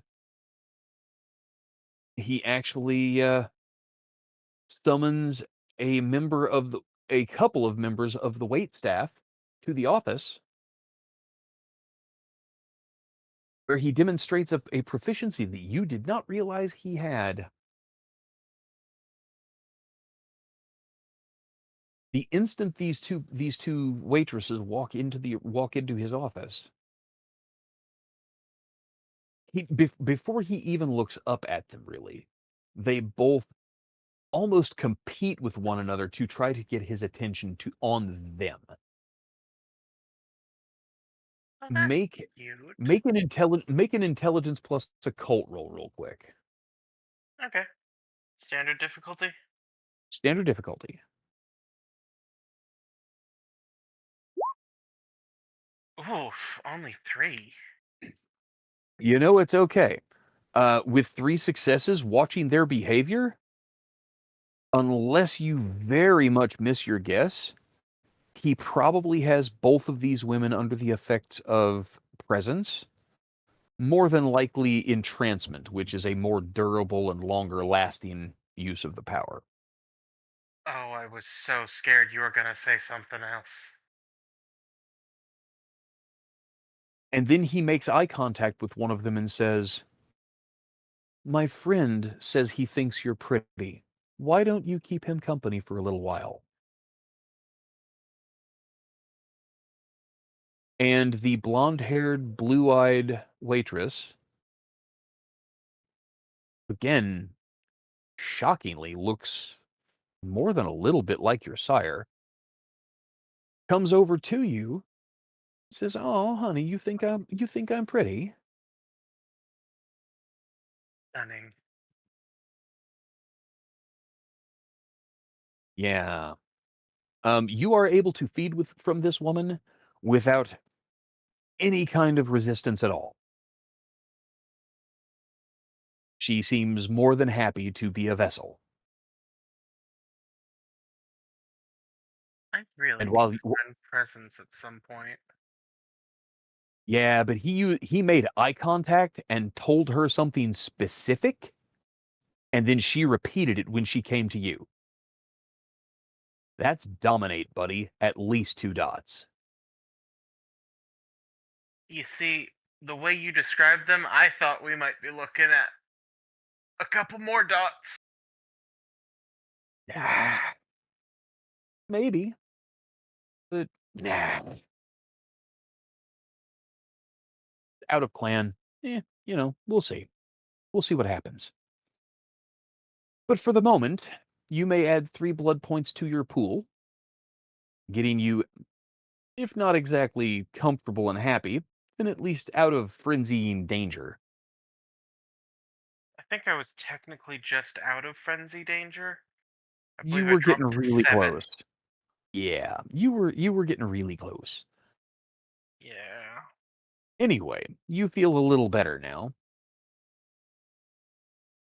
And Booth with the feeding a little bit and the assurance that Merrick is on the job, the quote unquote famous werewolf hunter is on the case. Booth seems strangely calmer at least. Booth, Yes? you mentioned Karina, was involved in, what you and Ramon were involved with. Did you mean that? Mm-hmm. Well, I mean, frankly, he kind of shrugs a little sheepishly, actually, and he says, Ramon and I have been talking about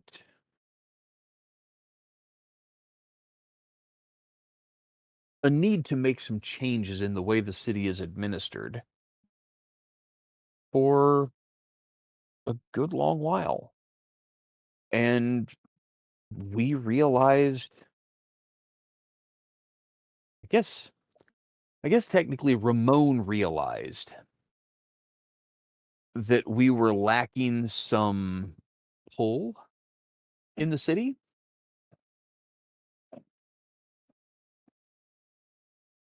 And we kind of brought Karina in to, well, to help kind of gain some of the influence that we needed from someone a little more well connected. What did you promise her? She's Premier. We don't go against the Camarilla. And it's weird. He gets this kind of odd look. Like, now that you mention it, you're right. Why what did and he looks really confused. We're going to cut away from you for a moment. Oh god. Oh, Karina's gonna kill me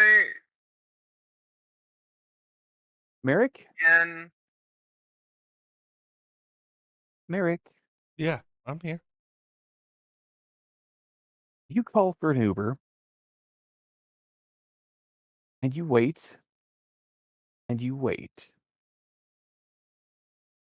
And the ETA comes up and goes past and you're still waiting. I mean, you're still waiting to the point that you almost think that maybe you need to try again. Maybe something's happened. Maybe the driver that had, been assigned the pickup has had some kind of emergency. Who knows? I mean, 15 minutes late at this point, you're thinking about calling for another Uber. And then the car pulls up.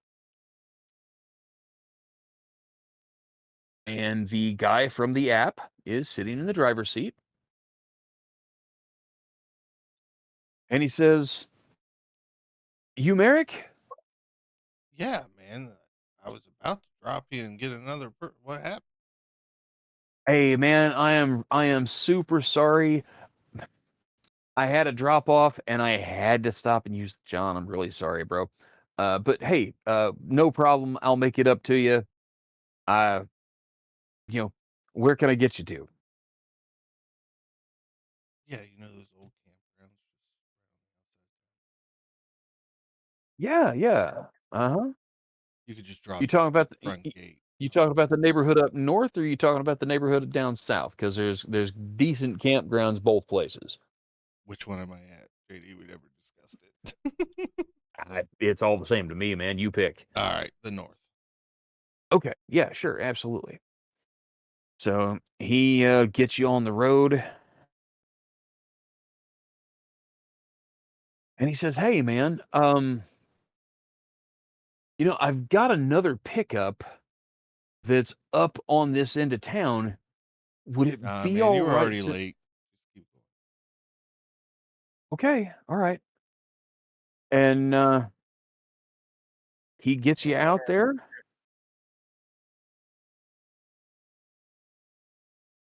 drops you off at the Winnebago. Uh,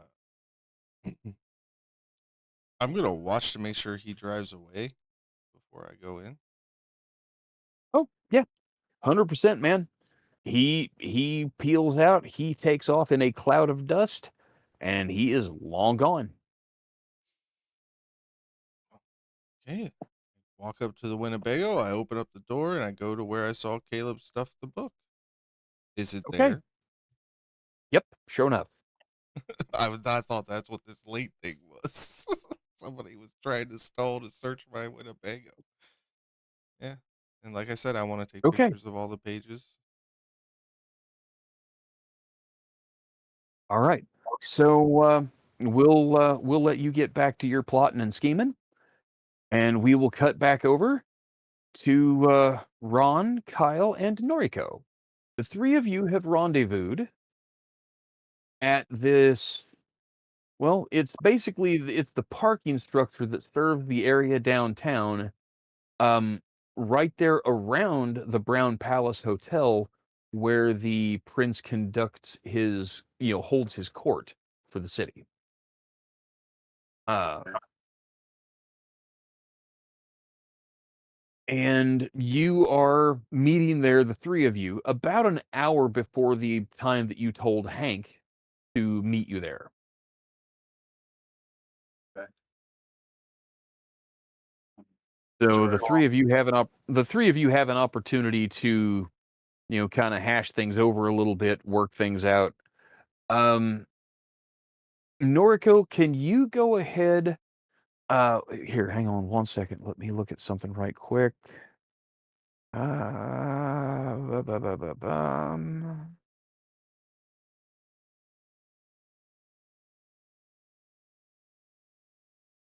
Eh, oh goodness. Noriko, I need you to roll 4 dice, please.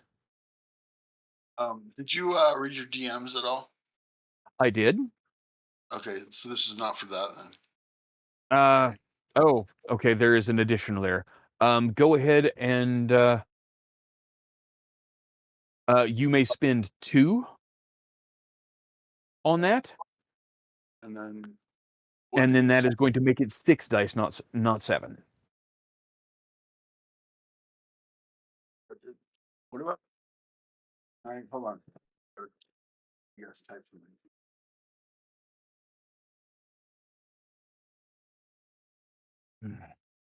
Um,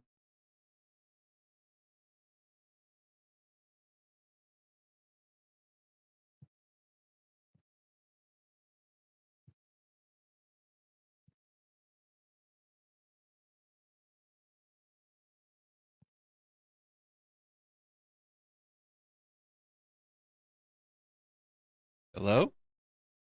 Yep, sorry. Um, just kind of trying to get something worked out there. So go ahead and roll 6 dice. Hey guys, welcome. I just noticed the raid. Thanks for coming. Sorry about that. Oh, that's pretty good. And then roll it again, please. 6 more. Oh, that's not near as good. Okay, so all right, so Kyle, you arrive first and find Noriko there. So go ahead, Ron. You'll be along in just a minute. Okay. hey, buddy. Thank you so much for coming. He runs up to you and gives you a big hug.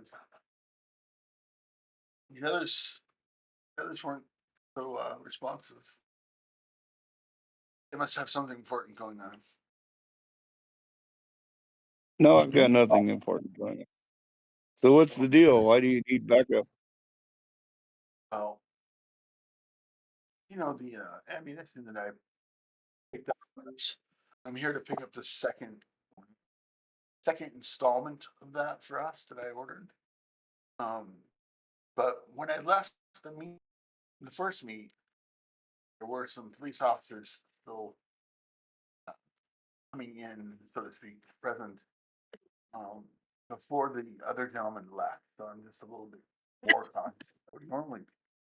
you know what I mean. So I would like you guys to, observe unseen, make sure that nothing happens, nothing goes down badly, and if it does, you got to signal me, or text or something, or probably be the easiest way. Okay. So it's Place where about you this at? We time. said it's a parking garage, JD. Yeah, it's a parking garage. Um, is it like very brightly lit parking garage, or is it like there's some shadowy corners, things like Well, that? there's shadowy spots here and there. There are security cameras, but they are only located around the gate and the guard in the guard shack. There are no cameras covering the parking spaces or the bulk of the parking structure. Uh, And then are there enough cars scattered about where well, yeah, we could it's probably hide it's behind it's one or something? it's the parking garage that serves a couple of hotels, so there are Okay, plenty got of it. cars there, and there's traffic in and out constantly. Uh, but it is a paid parking structure, so going through the gate and interacting with the guard, you would be issued a parking ticket, Right. and be asked to pay based on how long you were there when you go to exit. Um, Sure. Okay. Now that will create a record that you were here, but it's not going to have a name attached to it or even anything that anybody could Right. look at later necessarily, unless they actually had a photo reference to tie your face to the license plate on your vehicle. Um, but Ron, you pull up and you see Noriko's talking to Kyle. You exit your vehicle, and by all means, pray continue. Yeah, Ron just strides up to you two, says, "What's the word? What's going on?" Same story. Norton says, "Thank you so much for coming." And gives you a big hug and says, I don't know about the others. They must be up to something because they indicated they couldn't come. Ron, Hey, but when Noriko hugs Ron, he's gonna like raise his eyebrows towards Kyle. Ron, Yes. roll your perception plus alertness, please. Ooh, okay, give me one moment here. Sorry, I was not No, active on you're the fine. computer for so long that the screensaver came up. I hate that. All right. And you said this was perception awareness? Perception alertness. Perception alertness.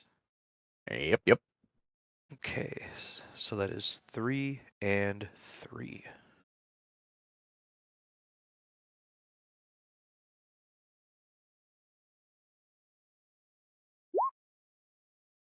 Hey, Lamo. a trio. Yeah. Um,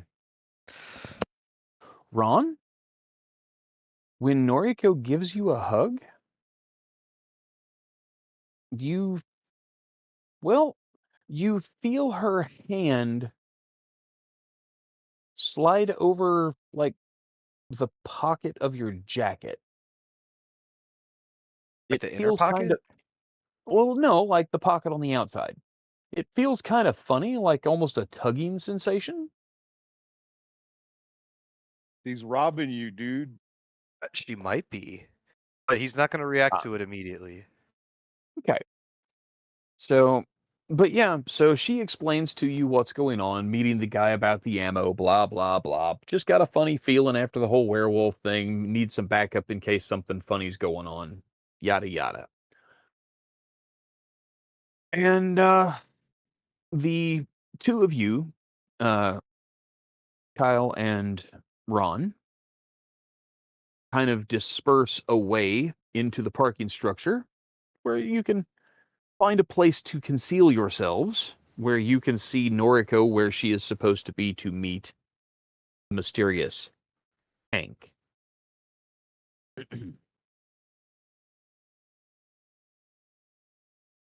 So, both of you please roll dexterity plus stealth. After Ron gets in his little hiding spot, I'd like to then check the pocket. Okay. Let's get that stealth roll first. Oh, wow. Four successes from Kyle on 5 dice. That's a good roll. I Oh, was 8, born 8, in the 9, 10. shadows. Yeah, man. sorry. I typed it wrong. Let me start over. 2d10 greater than 6. Ew. Ronnie boy!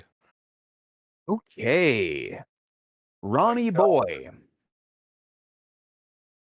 Please only have So you find a place where you think pretty well hidden.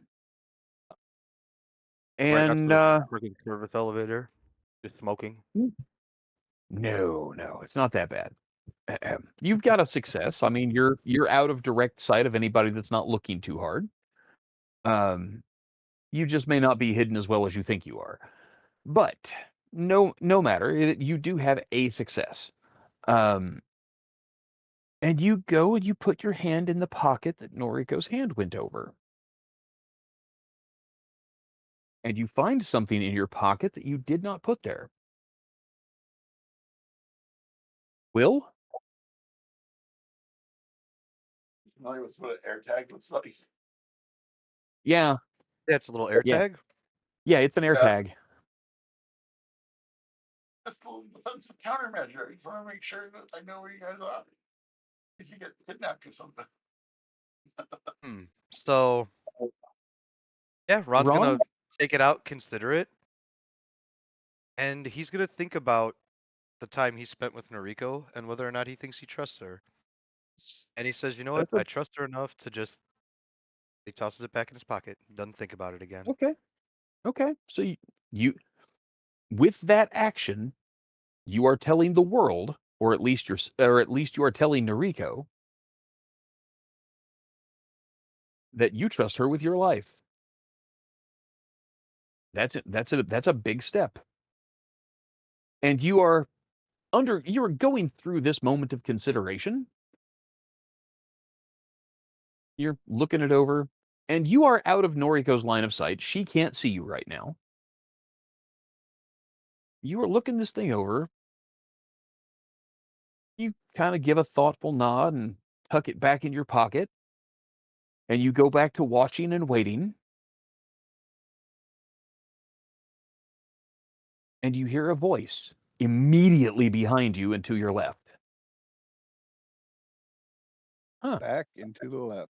Back and to the left.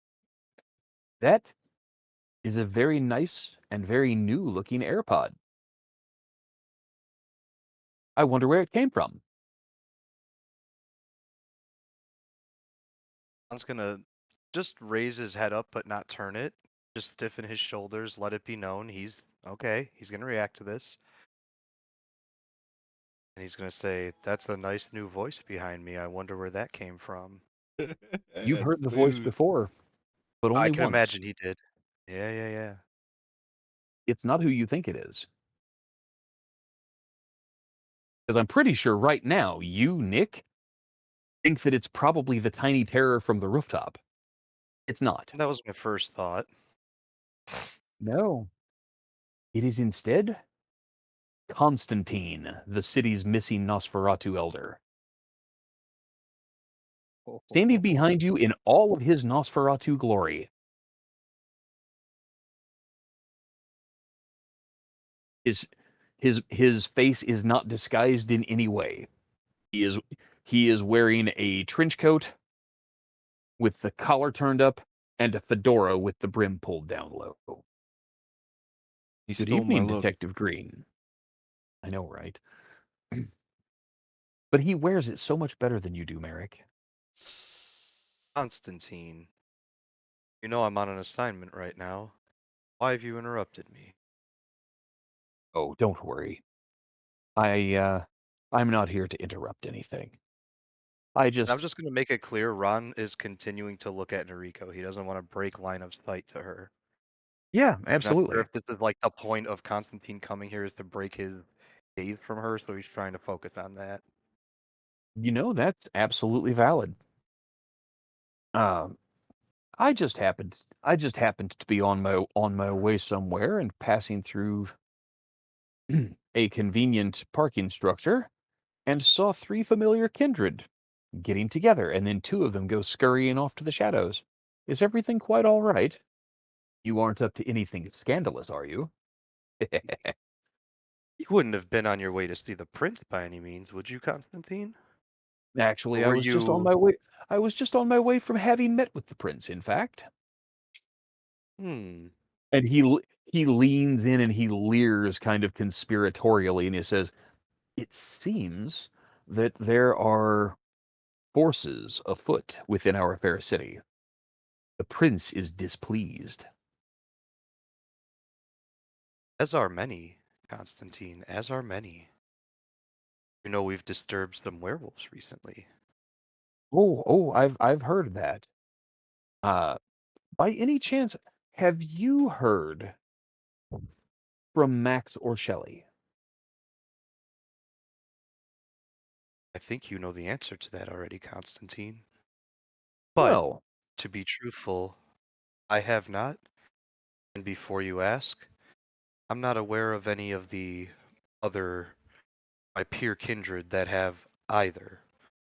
Oh, I don't keep tabs on everything they do. Nobody's mentioned well, it. In fact, we went looking for them the first time we encountered a werewolf. that I was aware of. And if if me sending you there exposed you to some jeopardy, you have my sincerest condolences, and I would be willing to offer you and your coterie each a minor boon as way of consolation. It was not my intention that any of you place yourselves in danger pursuing my wayward children. However, I did not have any way of knowing that I did not have any way of knowing that werewolves would be watching their place. That seems so far-fetched that I would have never imagined it possible. But, look, I think this might be for you. It is at this moment that a set of headlights wash across your hiding place, Ron. You Okay? are plainly illuminated for just a moment. Oh boy. Mm, And then you realize that Constantine did you a favor. He is standing there next to you in all of his Nosferatu glory. You can see him and he can see you. But whoever's driving that old beat up pickup truck, those headlights swept right across where y'all are standing and nobody said boo. Constantine was protecting you. You're pretty sure. if You've he heard may, if you've heard Ron's gonna stories that comment. Oh, sorry, go ahead. you've heard stories that the Nosferatu can share their gift of invisibility with others.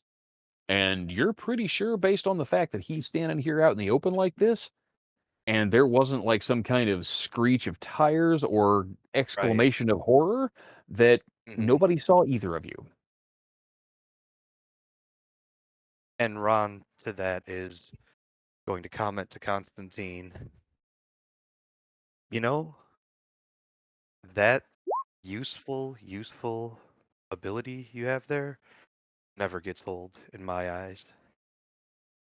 You know, mine too. I have enjoyed it for centuries. But I could see why. you should probably find a spot with better cover. It seems like you're a little exposed to traffic coming into the parking structure. Meanwhile, I must be about my business. Shall I extend your offer to the rest of my group then? By all means, uh, ask if anyone else has seen Max or Shelley, and If anybody has information, how shall we provide this to you? you can leave me a message by calling the pilot's lounge at Denver International and leave a message for Connie. Ron takes out his old school. He always keeps like a small notebook in his pocket, jots that down, Flips to close, clicks the pen. All right. All right.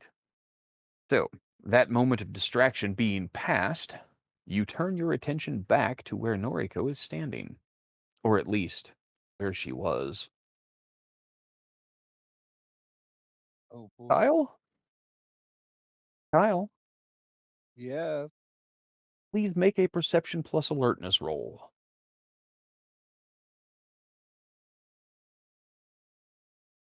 I think I should be better at both of those, but nothing.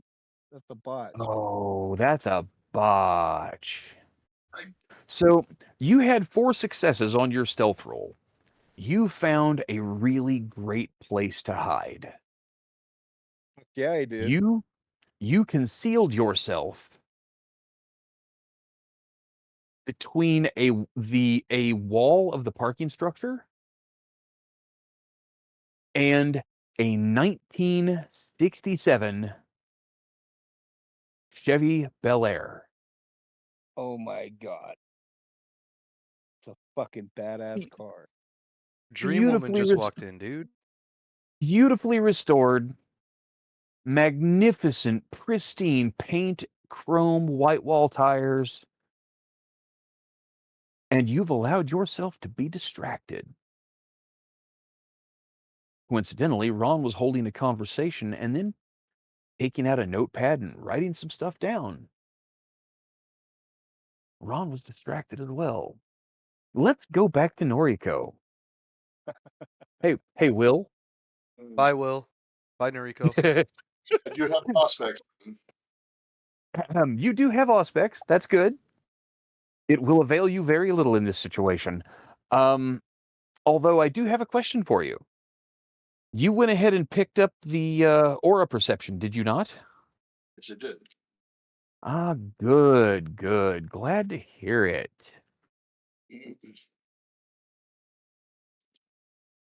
So, aura perception calls for a roll of perception plus empathy. You have 4 dice. Your Yeah. difficulty is 8.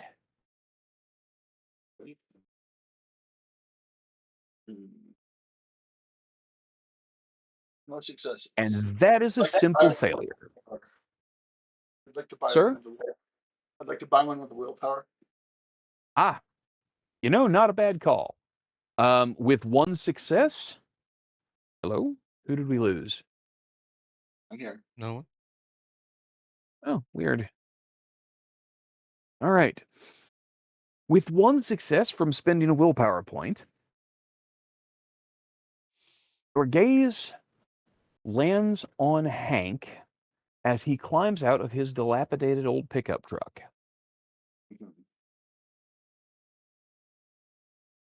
He has, as near as you can tell, a perfectly ordinary human aura. It is not too bright, it is not too pale, but with only 1 success, you are able only to tell that yes, he is in fact human. You cannot identify his emotional state or whether he is or is not telling you the truth about anything. But he climbs out of his truck. He is carrying a small paper sack with a kind of a boxy square shape to it. He climbs out of the truck. Bag's 20 feet in front of me on the ground with the remaining money. Well, considering you met him across a table at an IHOP the last time, this seems a little standoffish. And he remarks on it. He's like, "Did I do something to offend you, miss?" It's a precaution. There were police coming into the IHOP lounge. You never know what can "Oh, happen. sure. They come in about halfway through their shift almost every night. They get free coffee with their dinner." No one's gonna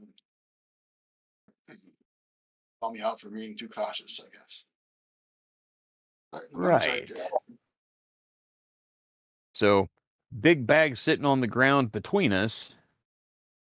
And, yeah, right. Okay, look, lady, he walks over next to the bag and he sets the paper sack with the distinctly square shape down on the ground next to it, and he unzips the gym bag that you have set on the ground. How much money is in the bag? I don't recall what their leader was if you do either, but I didn't make a note of it. Okay. I'm Okay. pretty sure. I think I gave him 10 grand up front, and You did. probably like another 5. Maybe. I think that's right. That sounds close. The math on it was a little odd because you had decided to split it up between armor piercing and incendiary rounds and yada yada yada. Total block purchase of 1,000 rounds of ammunition.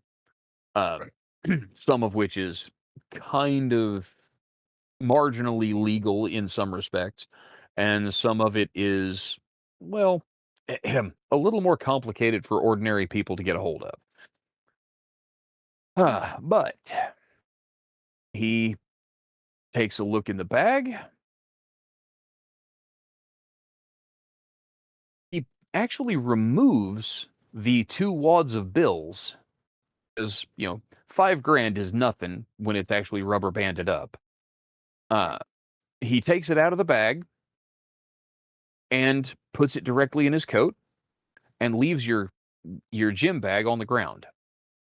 Says, "All right, well, if this is really how you feel about things, then I don't think you need my number anymore. Don't call me again." She's gonna go ahead and throw out presents. In Yeah, awe and be like, he has been down in the bag, taken the money and pushed the bag away. You go to turn presence on, and he is actually walking away from you. If he's not looking at you, presence does nothing. "Okay, no biggie. I'll let sleeping dogs lie." Yeah. So yeah, he gets back in his truck, which never turned the engine off. But he gets back in his truck and heads out. Okay. Uh, I approach the bag. huh? I approach the bag that he left. Okay. You approach the paper sack that he left. You open it, Right. and you find 500 rounds of ammunition. There are uh, there are 4 50-round boxes. No, excuse me, 400-round boxes of armor-piercing ammunition, and 100-round box of the incendiary. And the math may not add up to what you had originally ordered, but whatever it was that you had originally ordered as far as how the order was divided, it's here. He had given you 500 rounds the first time. The other 500 rounds is here. So, you are square. He has given you exactly what you paid for, and not a single cartridge extra. The 5 boxes of ammunition are in a plain brown paper bag that is just the right size to hold them all. I'm gonna get back to my bike and give the guys a whistle. Okay. All right. So,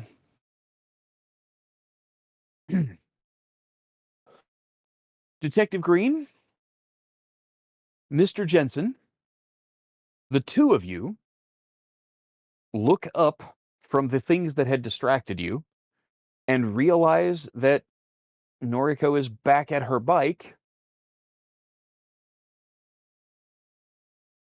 and there's not a soul around. The two of you managed to be distracted for just long enough that you missed the whole thing.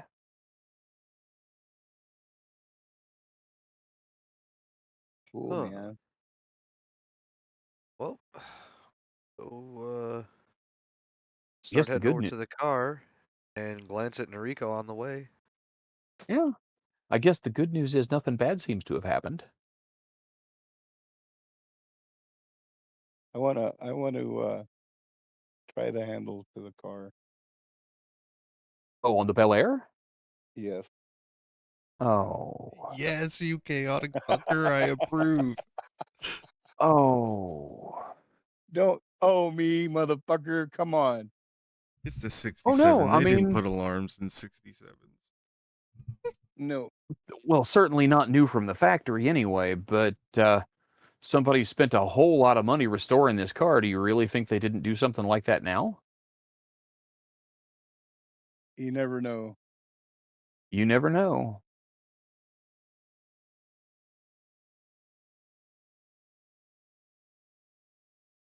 I Kyle? see the car pull up. Huh? Did I see the car pull up? I can't. I'm sorry, Eric. You're breaking up. Say again. It's not Eric. It's actually Will.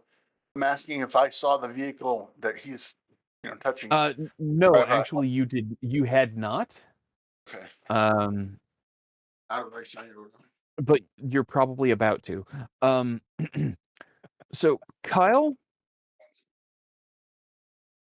you try the door handle and discover that it is in fact locked. Okay, I'm done. Okay, Noriko, you don't see the car yet.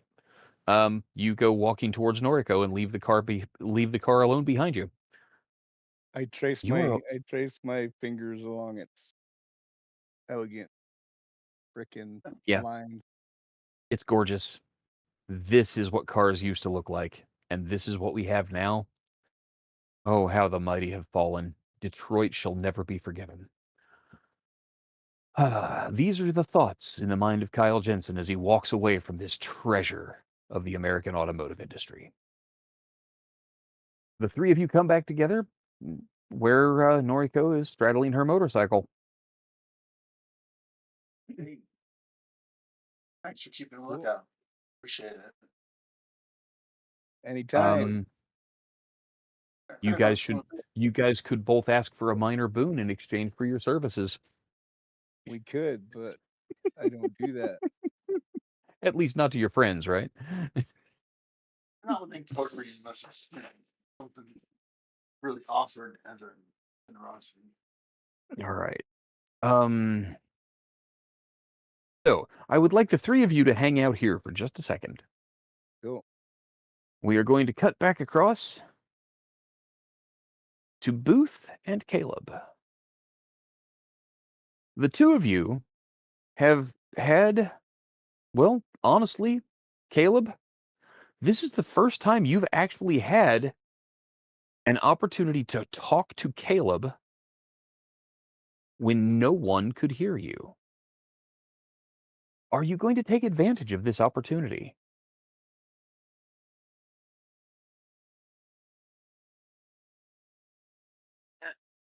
Who has the opportunity to talk to Caleb without being heard? Booth, you have an opportunity here to talk to one of the city's ancillae without anyone listening. Well, Oh, at least oh, as far as you know. oh, Caleb is absolutely taking this. I thought you might. So, where would you like to start? The ball's in your court, sir. Huh? So, the I'm really on the outs with this. Why is the child vampire so concerning? Sorry, I've never been to court. Well, I don't know who he is myself. All I can tell you for certain is that Jason, the city's Malkavian. Have you met him? Oh, Kurt? Yeah.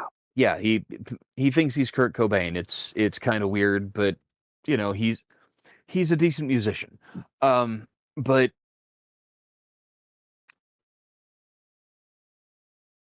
Jason introduced me to that kid by telling me that he was his agent. Which, I don't know, somehow I kind of take that to mean maybe it was his sire?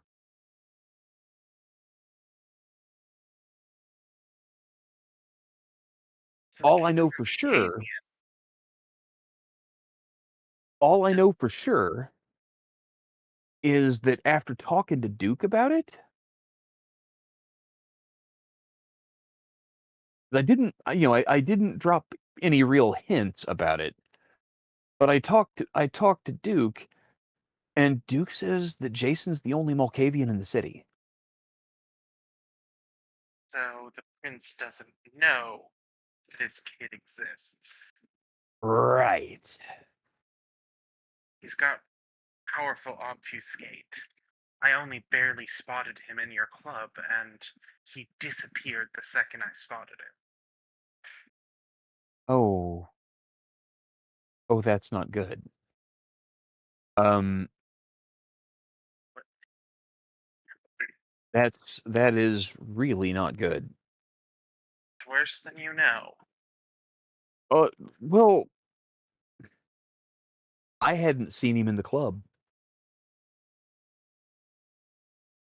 Your auspics should be as powerful as mine. Likely more. The Toreador have the same affinity for it. Oh, well, let's just say that it's not really my area of focus, shall we say? Um, Sure, I'm you I'm say o- shit. I'm okay with it. The spirit's touch is really all I need. Is really as far as I've ever cared to go with it. I don't really give a shit what somebody thinks, you know? Uh, What about what Merrick thinks? And I'd like to turn on oral perception as I ask that question. well, he looks at you and he looks at you and he locks eyes with you and he says, "If I really want to know what's on Merrick's mind, I'll tell you to tell me." Ooh. Oh, roll it, roll it, roll it. No, he said if. Um, But if you really want me to, all right. come on, you gotta. That's 3 successes against a difficulty 8. Technically, it's a difficulty 7 right now. Yeah, I know. So yeah, Still only what's 3. really on Merrick's mind? How does he Well, feel about me? And how is he planning on screwing me?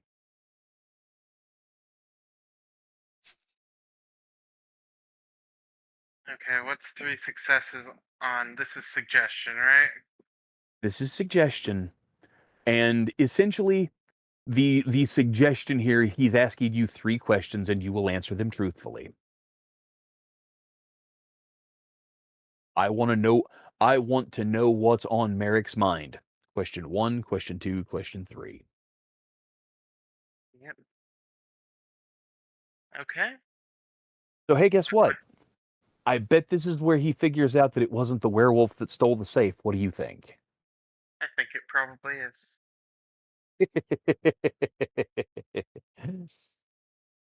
Ah, It just says, he thinks you're an asshole. He thinks you're the. I don't know if he still thinks you are now that he knows you're an anarch. He might like you more, but he still thinks you're a douchebag. And also that you're the stupidest motherfucker in the world if he thinks that lie about the werewolf stealing the safe is gonna get anywhere. I mean, even you're not gonna fall for that. wait, he was lying about the werewolf? That's the third question. No, no. The third question was, how is he going to screw me?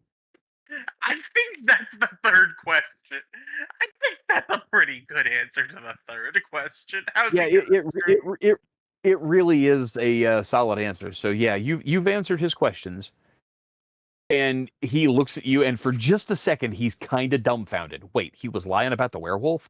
Fuck! And Um, he looks at you, and he says, "God damn you, neonates! You know what?"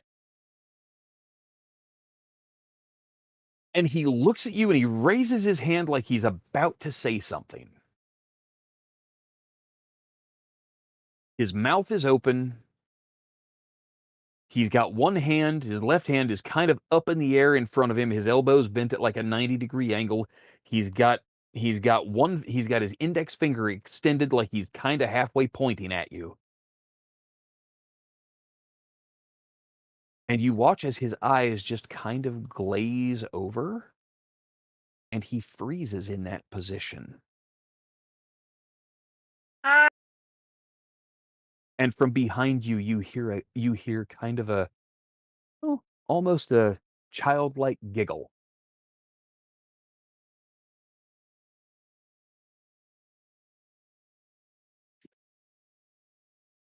Caleb turns, but keeps his eyes looking at the fucking ceiling. Hold that thought. We'll come back Dirty to you, Caleb. fucker. You asshole!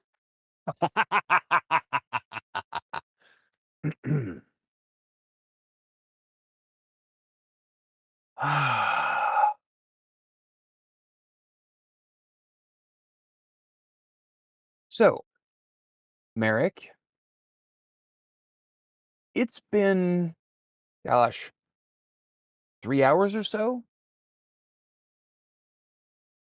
Your plan is working. You've gotten all the pages photographed, scanned in. You've got everything One's placed saved. on his thumb drive.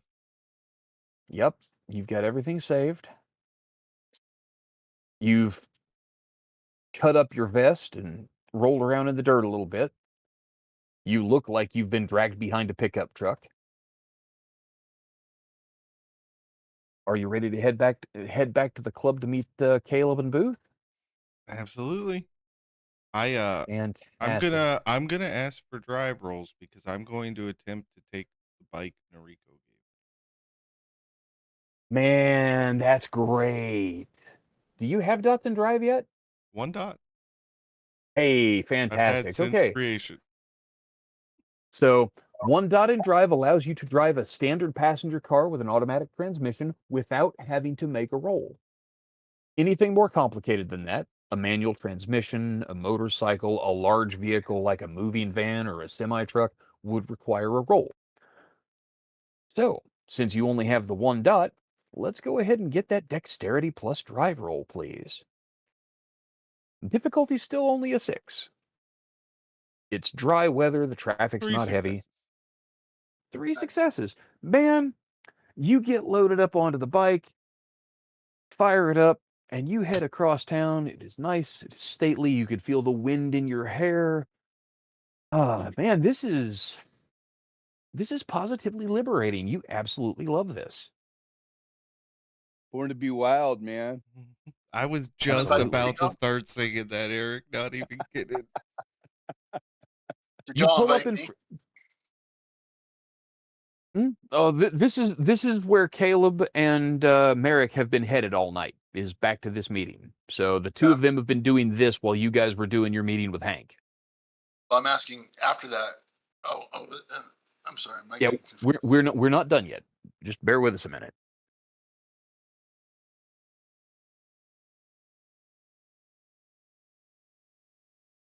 You pull up in front of the club, and Taxman's car is parked here. You are able to park right next to him.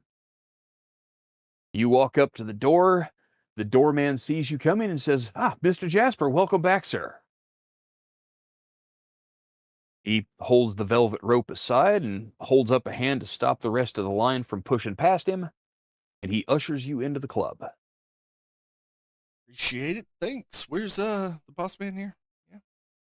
Yeah. He's up in the office with a guest. He did say to expect you, so I'm guessing that they're waiting on you. Sounds good. Appreciate it. And I will Yeah. walk in and uh, first I look around You to head see up. if maybe they've headed out of the office first, and if they haven't, then I'm going to go up to the office. You know what? Make a perception plus alertness roll for me, Frankie. Okay, that'll be 4 die again. 3 successes. 2. 2. Difficulty 8 on this roll. Ah, okay. Ooh. 2 successes. You see a flicker of movement that catches your eye over by one of the fire doors. And what you see is a very small figure slipping out that side exit and the door swinging closed.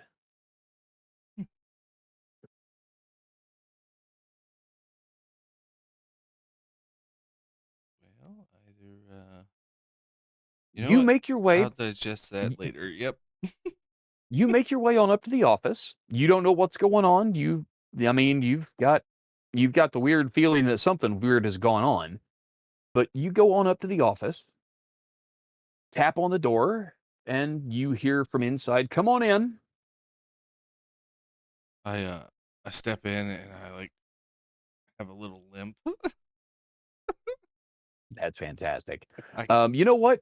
Go ahead and give me a charisma plus performance roll. Hey, I like I want that. to see how well you sell it. That is 7 die.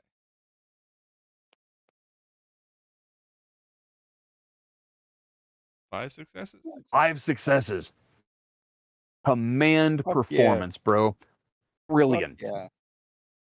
You go limping into this place. You look like 5 miles of bad road. And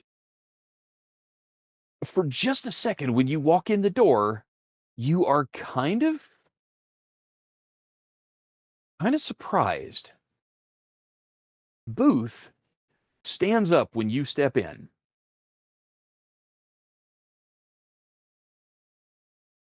And he He's gives like, you a hug. Merrick, you're back.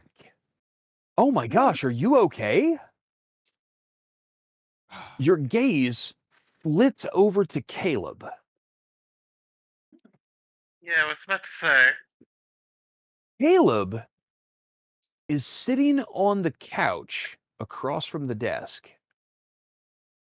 I mean, he is sitting, straight backed. I mean, he's not touching the back of the couch. He's sitting straight back on the couch. His knees are together.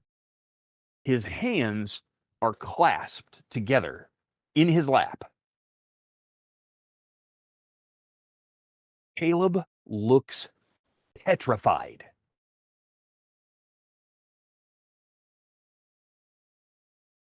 Yeah. Yeah, I'm back. I'm okay. I And survived. I've got your book. X-Man, are you okay? yeah, so Caleb, don't answer that. Sir, yes, Booth sir. come Booth comes around the desk.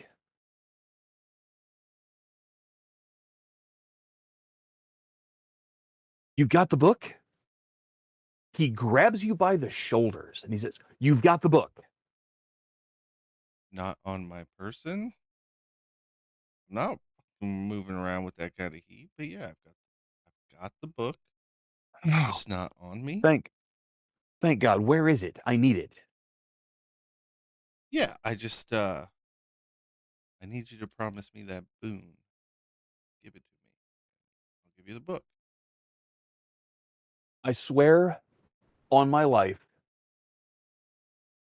you produce that book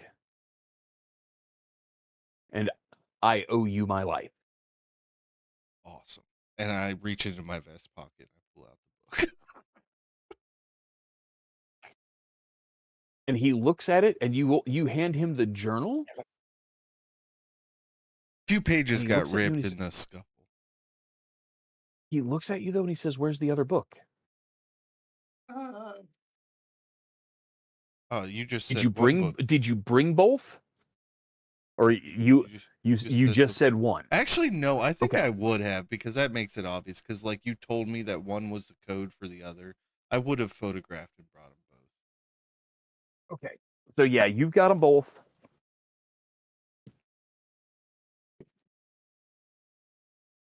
Hang on one second, guys.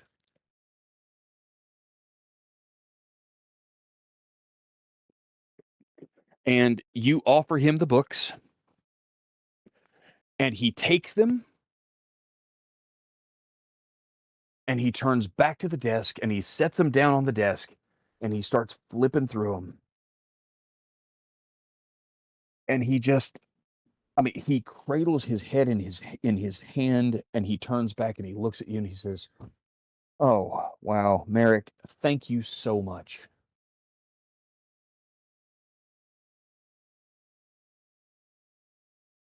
Yeah. Uh, And he walks over to you, and again he extends his hand, offers to shake your hand. I owe you so big. Anything you want, anything remotely within my power, it's yours. I'm gonna remember that. I may need to call on that very, very soon. Okay. Can I be frank with you, Booth? Well, I mean, I tell you what, if you're going to be frank, I'd like to be Todd. But go ahead. Ah, There's the dad joke. Second one of the night. getting you this book saved your life. It was quite obvious when the prince pulled you into the other room, and I hate that you're giving me reasons to like you, Booth, because it's just been like my main driving factor. It's just been I was gonna stake you, and Oh, Ramon. hey, um, Frankie, I apologize for interrupting. I have to ask Josh to do something for me, okay? Josh, Rolling. please roll perception plus empathy, difficulty 8. Go ahead, Yay. Frankie. I Oh no. He's a vampire. He's a vampire. Go ahead, I Frankie, you were saying.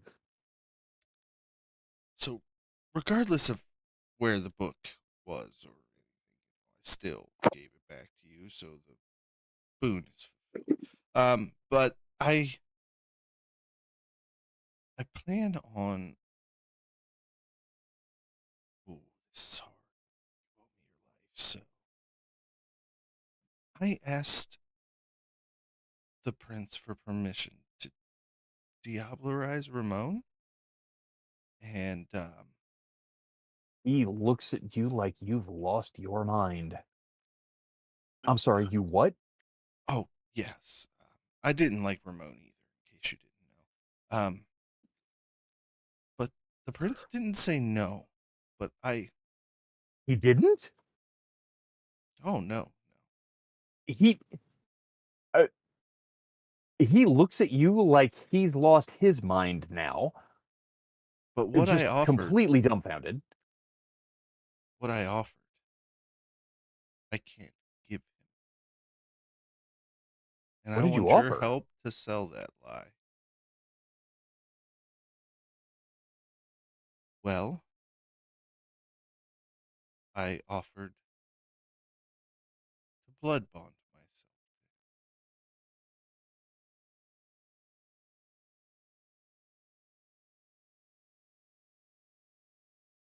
There's And just you this can't funny deliver on thing, that? when I was embraced. They don't work on Frankie, me. Frankie, Yeah? hold it right there. I'm going to ask you this above the table because I feel like you may be making a mistake. If you tell him this, even in the strictest confidence, there is every possibility that the prince will learn it from him, whether he tells the prince or not, Through dominate? through telepathy. Ah. You know the prince can read minds. So I am so I'm misreading because a life bond means like they'll keep your like deepest fucking secrets, So I figured out. Oh, absolutely. But dominate or telepathy, either one, would easily overcome his perform this service. Head and tell him this No, in I will character. tell You could him do that I so, but can't tell him why.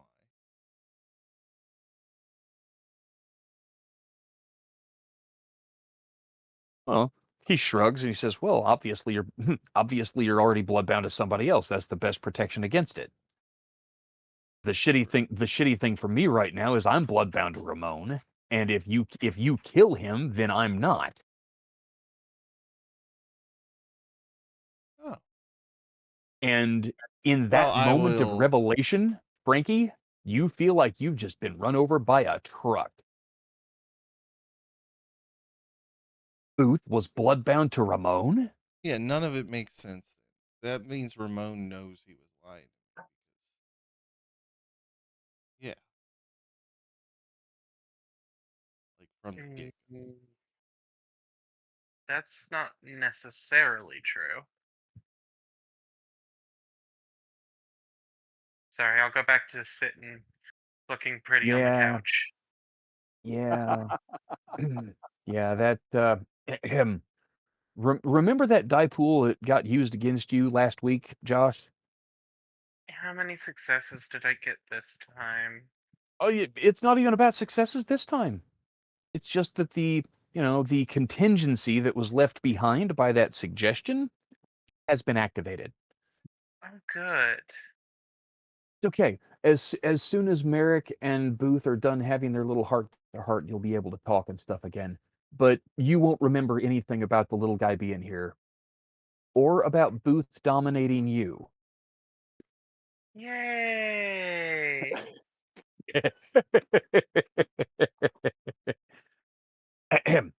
Anyway, so yeah, Frankie, he basically just confessed to you that he and Ramon were a lot closer than anybody else in the city had given you reason to believe. And then he finishes off by dropping in the last nail in the coffin. Yeah, I was bloodbound to Ramon, and he was bloodbound to me. And for like 25 years, we were, I mean, gosh, we were Thelma and Louise, man. We were Bonnie and Clyde. We were like the two musketeers. We were gonna save the world. Then why did he ask? See, here's the thing, man. I'm a stick of dynamite, right? Like, I, I'm not exactly. Uh, I'm impulsive, let's say. So why, with Ramon knowing that, would he put you in my crosshairs immediately?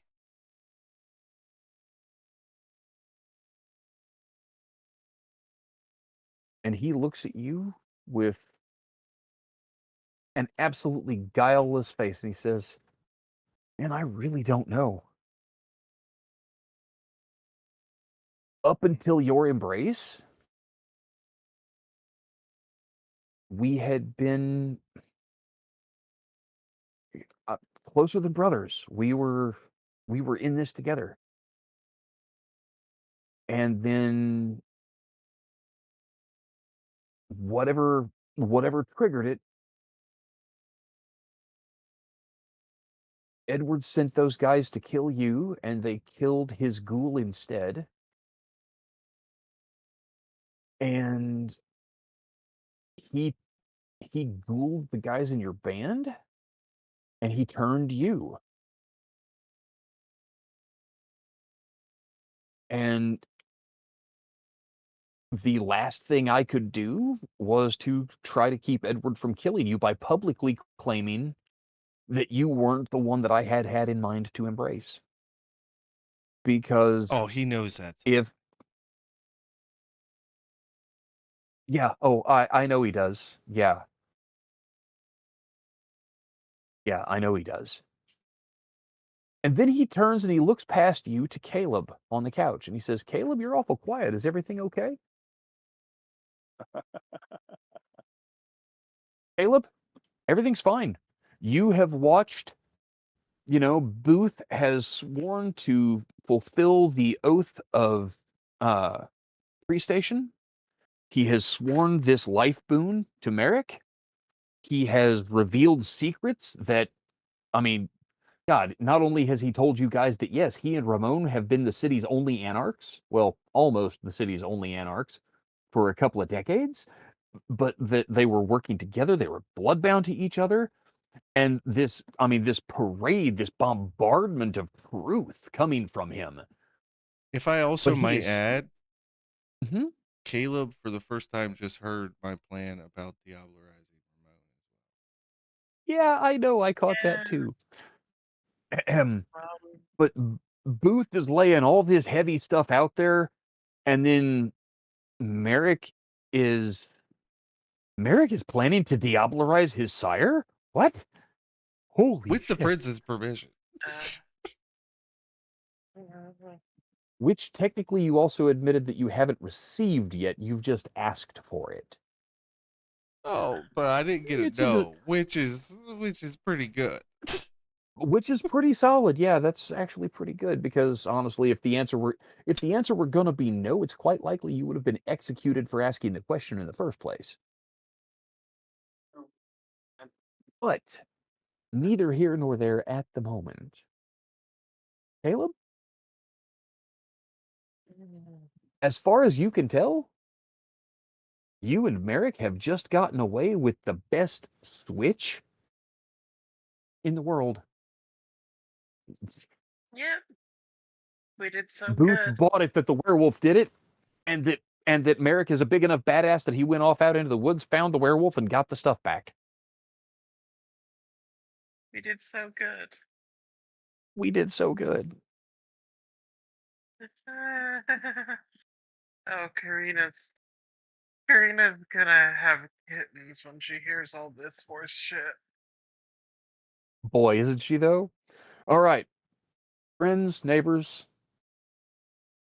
We're gonna cut back to Will, Eric, and Nick for a moment. The three of you, strangely, still haven't heard anything from Merrick or Caleb tonight. Any of y'all gonna reach back out to them again? Yeah, because that's not normal. No, no, it's not. That they would go like 5 hours without returning a message? That's kind of weird. Sorry, busy living my personal nightmare. It's not like Yeah. you're a hostage to it's not like you're a hostage to a homicidal maniac Methuselah. Or are you? Oh, wait, Hey, sorry. Never mind. hey, I was gonna Dave, say that's pretty say fucking that close. again, I didn't say anything. What? because I'm pretty sure I just heard the word Methuselah. And Oh no, anyway, you haven't actually seen that guy yet. Oh hey boy. y'all, I've got a plan. It's road trip to somewhere safer, like Mexico City. Right. Montreal came up a couple of weeks ago. I still think that's a neat idea. Yeah, Mexico City's the murder capital of the world. Let's go there. The kidnap capital of the world. It's Oh no, time to that's get the real fuck world out of Mexico Dodge. City. That's It's real time world. to get the World fuck of out of Darkness, Dodge. Mexico City is worse. Okay, so yeah, the three of you have not heard from your friends.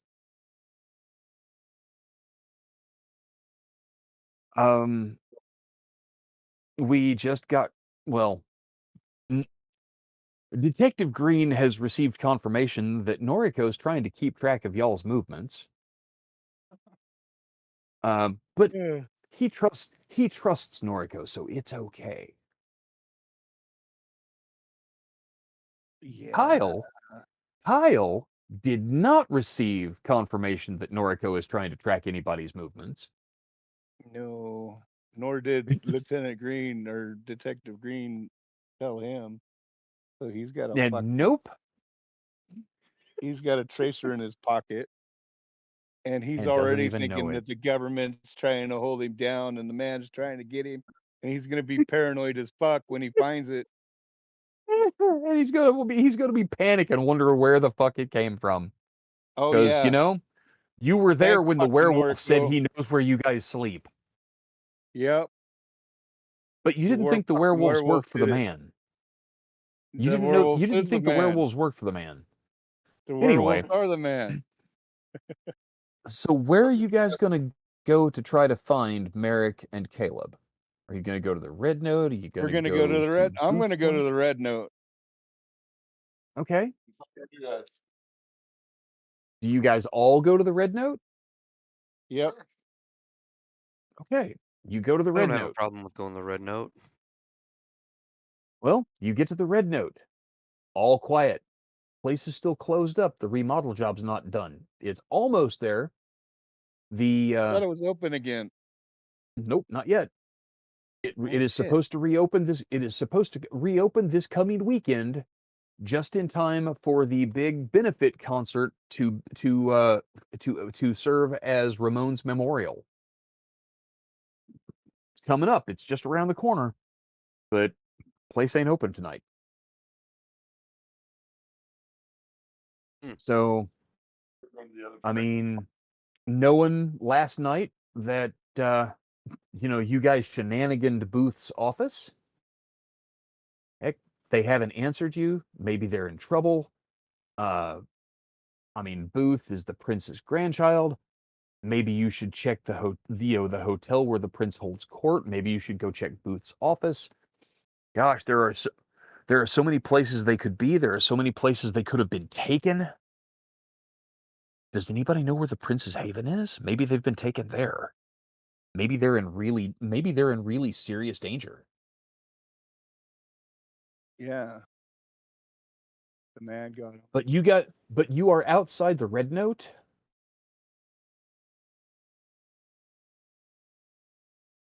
When a tall man, pale, aristocratic features, vaguely Spanish even, comes walking down the sidewalk towards the three of you.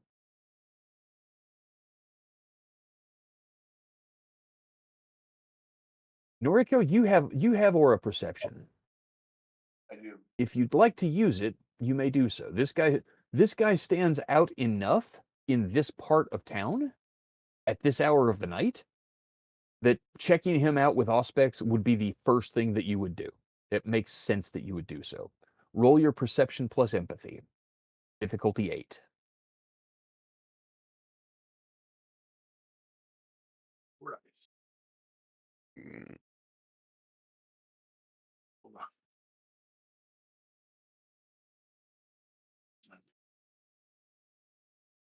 Oh my god. Two successes and 2 ones. Man, that could have gone a whole bunch of different ways. But yeah, Yeah. you you watch. I mean, you're almost captivated by this man as he approaches the three of you.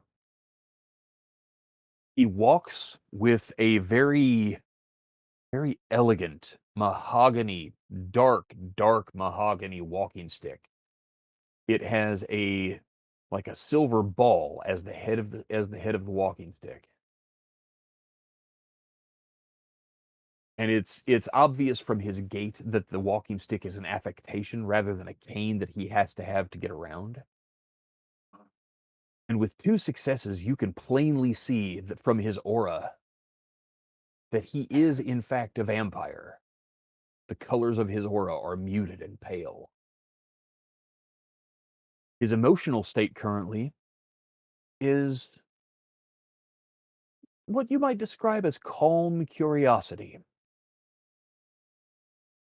Think think the kind of calm curiosity that, say, a stamp collector might use when he's looking at an interesting sample, a stamp that he maybe has in his collection already, but a new copy that is in better condition, perhaps. Not really excited, but curious.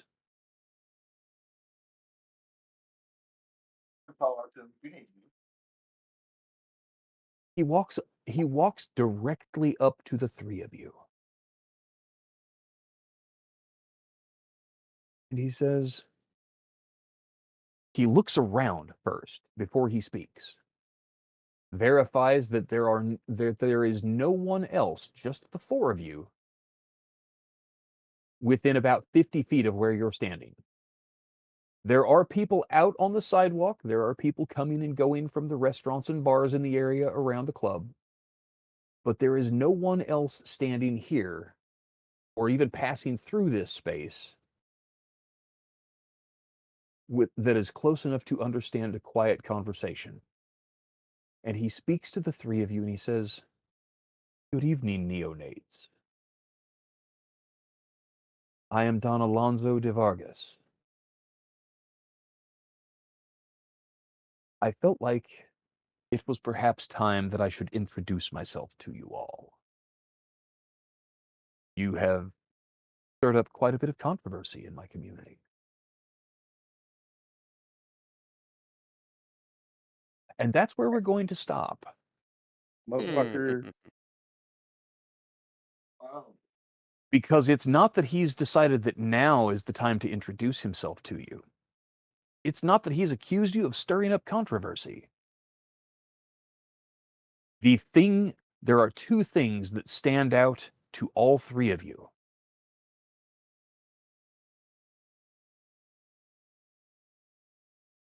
One of these things, by right, I should make you roll perception plus alertness. But it's late, and I think we need to wrap it up. The first thing that really stands out to you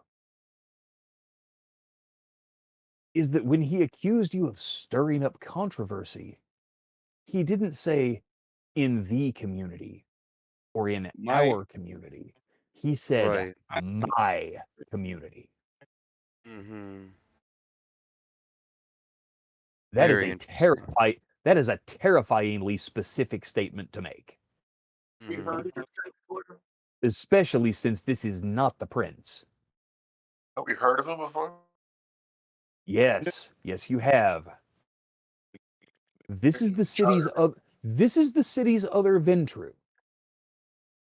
Oh, Ooh. Earl that Earl makes is Ron's sire. You know that. You also know that Don Alonso is a Ventru who was living in the city when the prince arrived and took control. or did he? And then there's the other thing that all three of you notice. And it's a very small thing. And you know what? I think I am going to ask for that perception plus alertness roll. And this is going to be a difficulty 8 roll. oh shit. I would like all three of you to make it. Let's see who spots it. Okay, I was letting pup out. So what do you want? Or Wow! Running willpower. Detective Green is on fucking fire, ladies and gentlemen. That is 3 successes against difficulty 9. Ah, What did you so want? the Perception and roll what? perception plus alertness, sir.